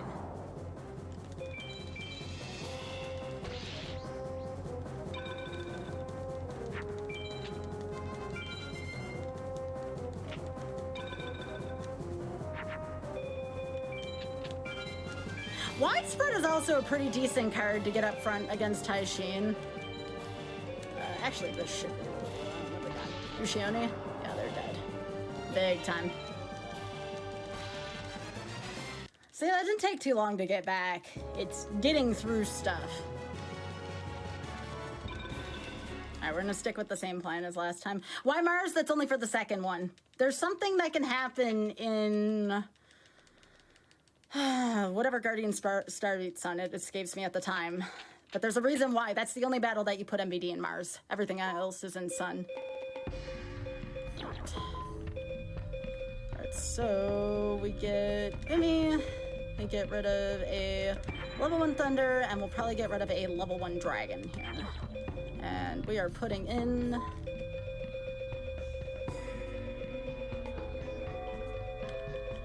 Again, the sad part about this run is my gameplay has been way cleaner. It's just... Sometimes the game's just mean. That's how it goes. This is what happens to those of us that elect to run RNG-heavy games. Okay, cool. Actually, I'm just gonna put this critter down. I almost did that wrong. I should be putting that down. There's nothing that can beat an MBD in Sun, to my knowledge, on Haishin.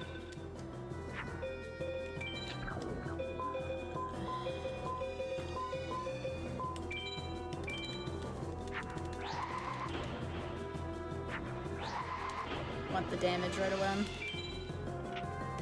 What do we got here? Well, that's scary. Oh, boy. Okay. Well, that's still not stronger than a Gate Guardian, but now I'm a little scared. That's right. Okay, that's Uranus. And this is in Pluto, huh? Alright, so now we have to be a little smarter about this. I think I know what that is. Yep, saw that coming. It's a free draw is what it is. Okay, let's see how many of these Haishin has.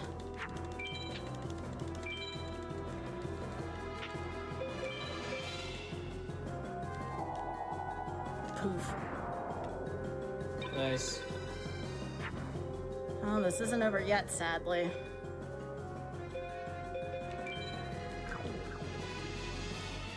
I don't like doing this.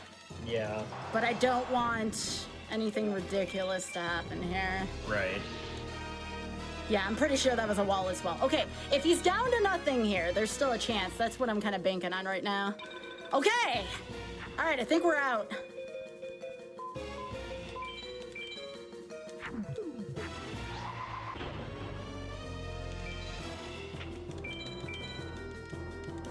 Okay. Nice. That was one of those scenarios where you were danged if you do, danged if you don't. If you don't attack into the MBD, something really bad can happen, like an equip or something, I believe. Right. I'm trying to remember what you're actually supposed to do there, but I had 2 widespreads. I was willing to take a chance on that, so that's fine. Sure. We move on. So that's the first 3, right? Yep, there's 3 more. And this is the roughest one in the entire game. The other 2 still stink, but it's not Seto 3. This is the real final boss. You just face it 2 duels early.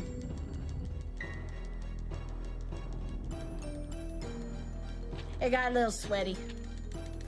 Here we go. Hey, I'm equally as impressed as you are, all right? I thought I knew where that was going as well. I'm not gonna lie to y'all. That was not fun. Okay. The first 10 cards have to be good. Not even the first 5. The first 10 has to be pretty good here. Okay, okay. All right, so we have a Megamorph and a Dragon Treasure. We can produce a 3800. So there's 2 options we can do. We can roll for the MBD early, or we set the baby dragon in defense mode, and if they have anything but ultimate, we're fine. So there's a couple options here for sure.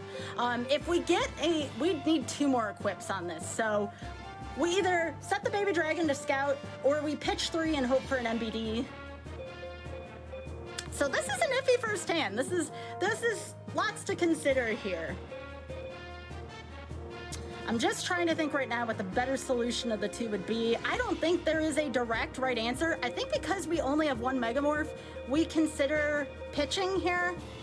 But if we're wrong and then we don't get something to create a monster, like we get like 3 Dragon Capture Jars, we're also in a tight position here.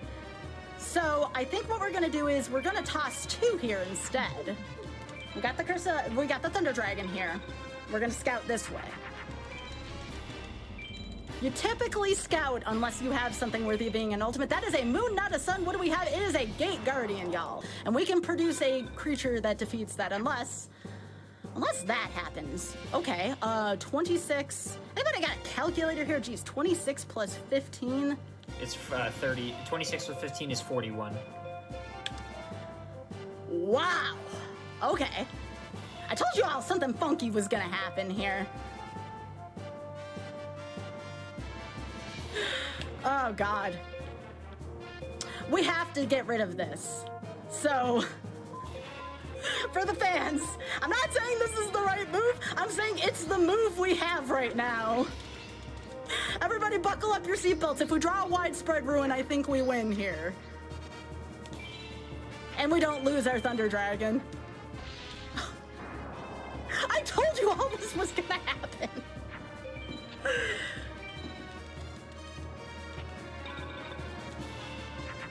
All right, there it is. And thank goodness we did that, because look at how bad that was.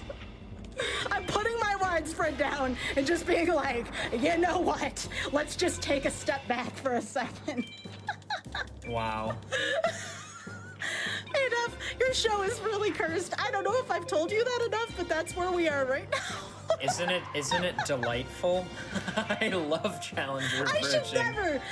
I should never, on God's green earth, have a 4100 Thunder Dragon. But it's what the gods of Yu-Gi-Oh! Demanded. It's what the gods of Challenger approaching demanded. Also, yeah, DCJ is like super nice for the potential Blue Eyes Ultimate, I guess. Well, AF, this has got to go on the highlight reel. It's going in.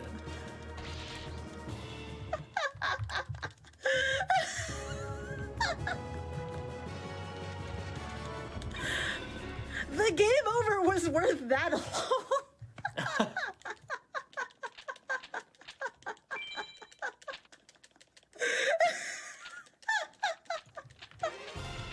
Oh, Seto's been duped. I'm having a good time. Type 1 in chat if you're having a good time. I'll type 1 in chat. I'm having a good time. Who's having a good time in chat right now?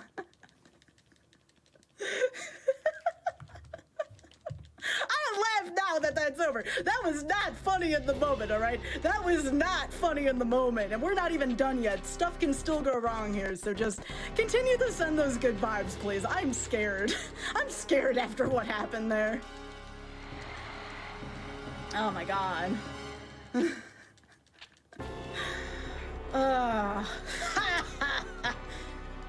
Eat it, Haishin. We laugh at Haishin because Haishin has killed people. Haishin is a bat. Therefore, Haishin can burn up in a cart. Point and laugh at Haishin.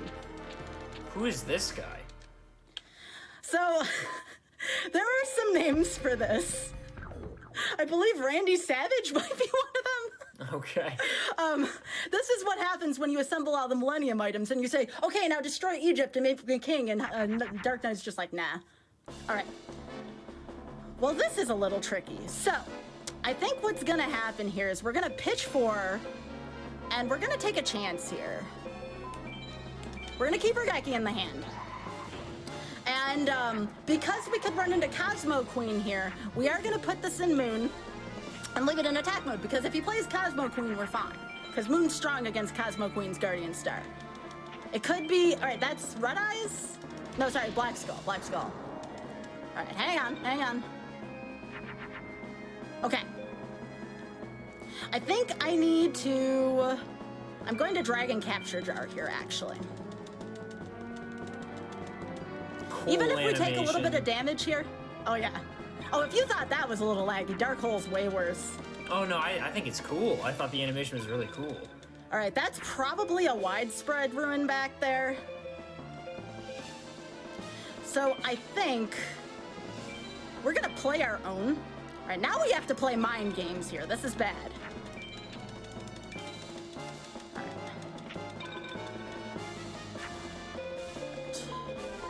This is a good opportunity here. This is where it gets a little interesting. It could be way worse. Could be way worse. We're gonna get rid of widespread.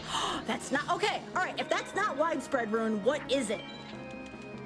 Bad reaction to Simochi, reverse. I'm trying to think of like all the things right now. All right, so we killed Junior.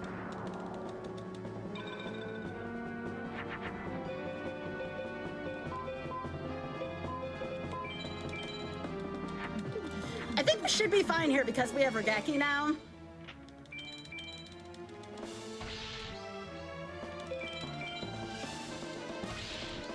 Okay, one more.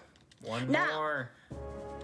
Nightmare cannot play a back row, so all we need at this case is either a really strong creature, not a 41 Thunder Dragon, something above that. We need a 45 or greater here. Please let this be it. I would like to win here, please. I think I've deserved it after everything I've been through tonight. I think, oh, yo, it's our friend. All right, level 2 dragon here.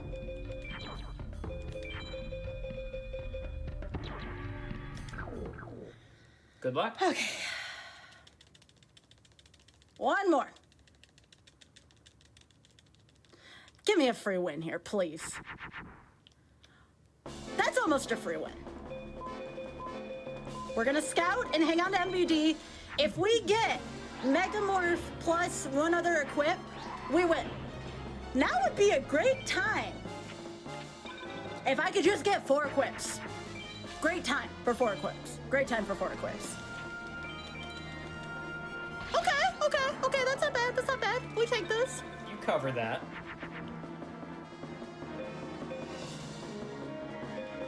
All right, so here's what we do here. I'm gonna hold the Dragon Capture Jar here. I'll make a twin-headed Thunder Dragon here.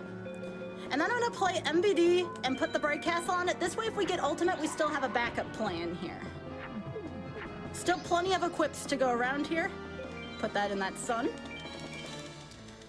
All right, just give me a couple turns without ultimate. My God, game, please make life a little easier on me. Okay, it's not ultimate. Thank you. All right.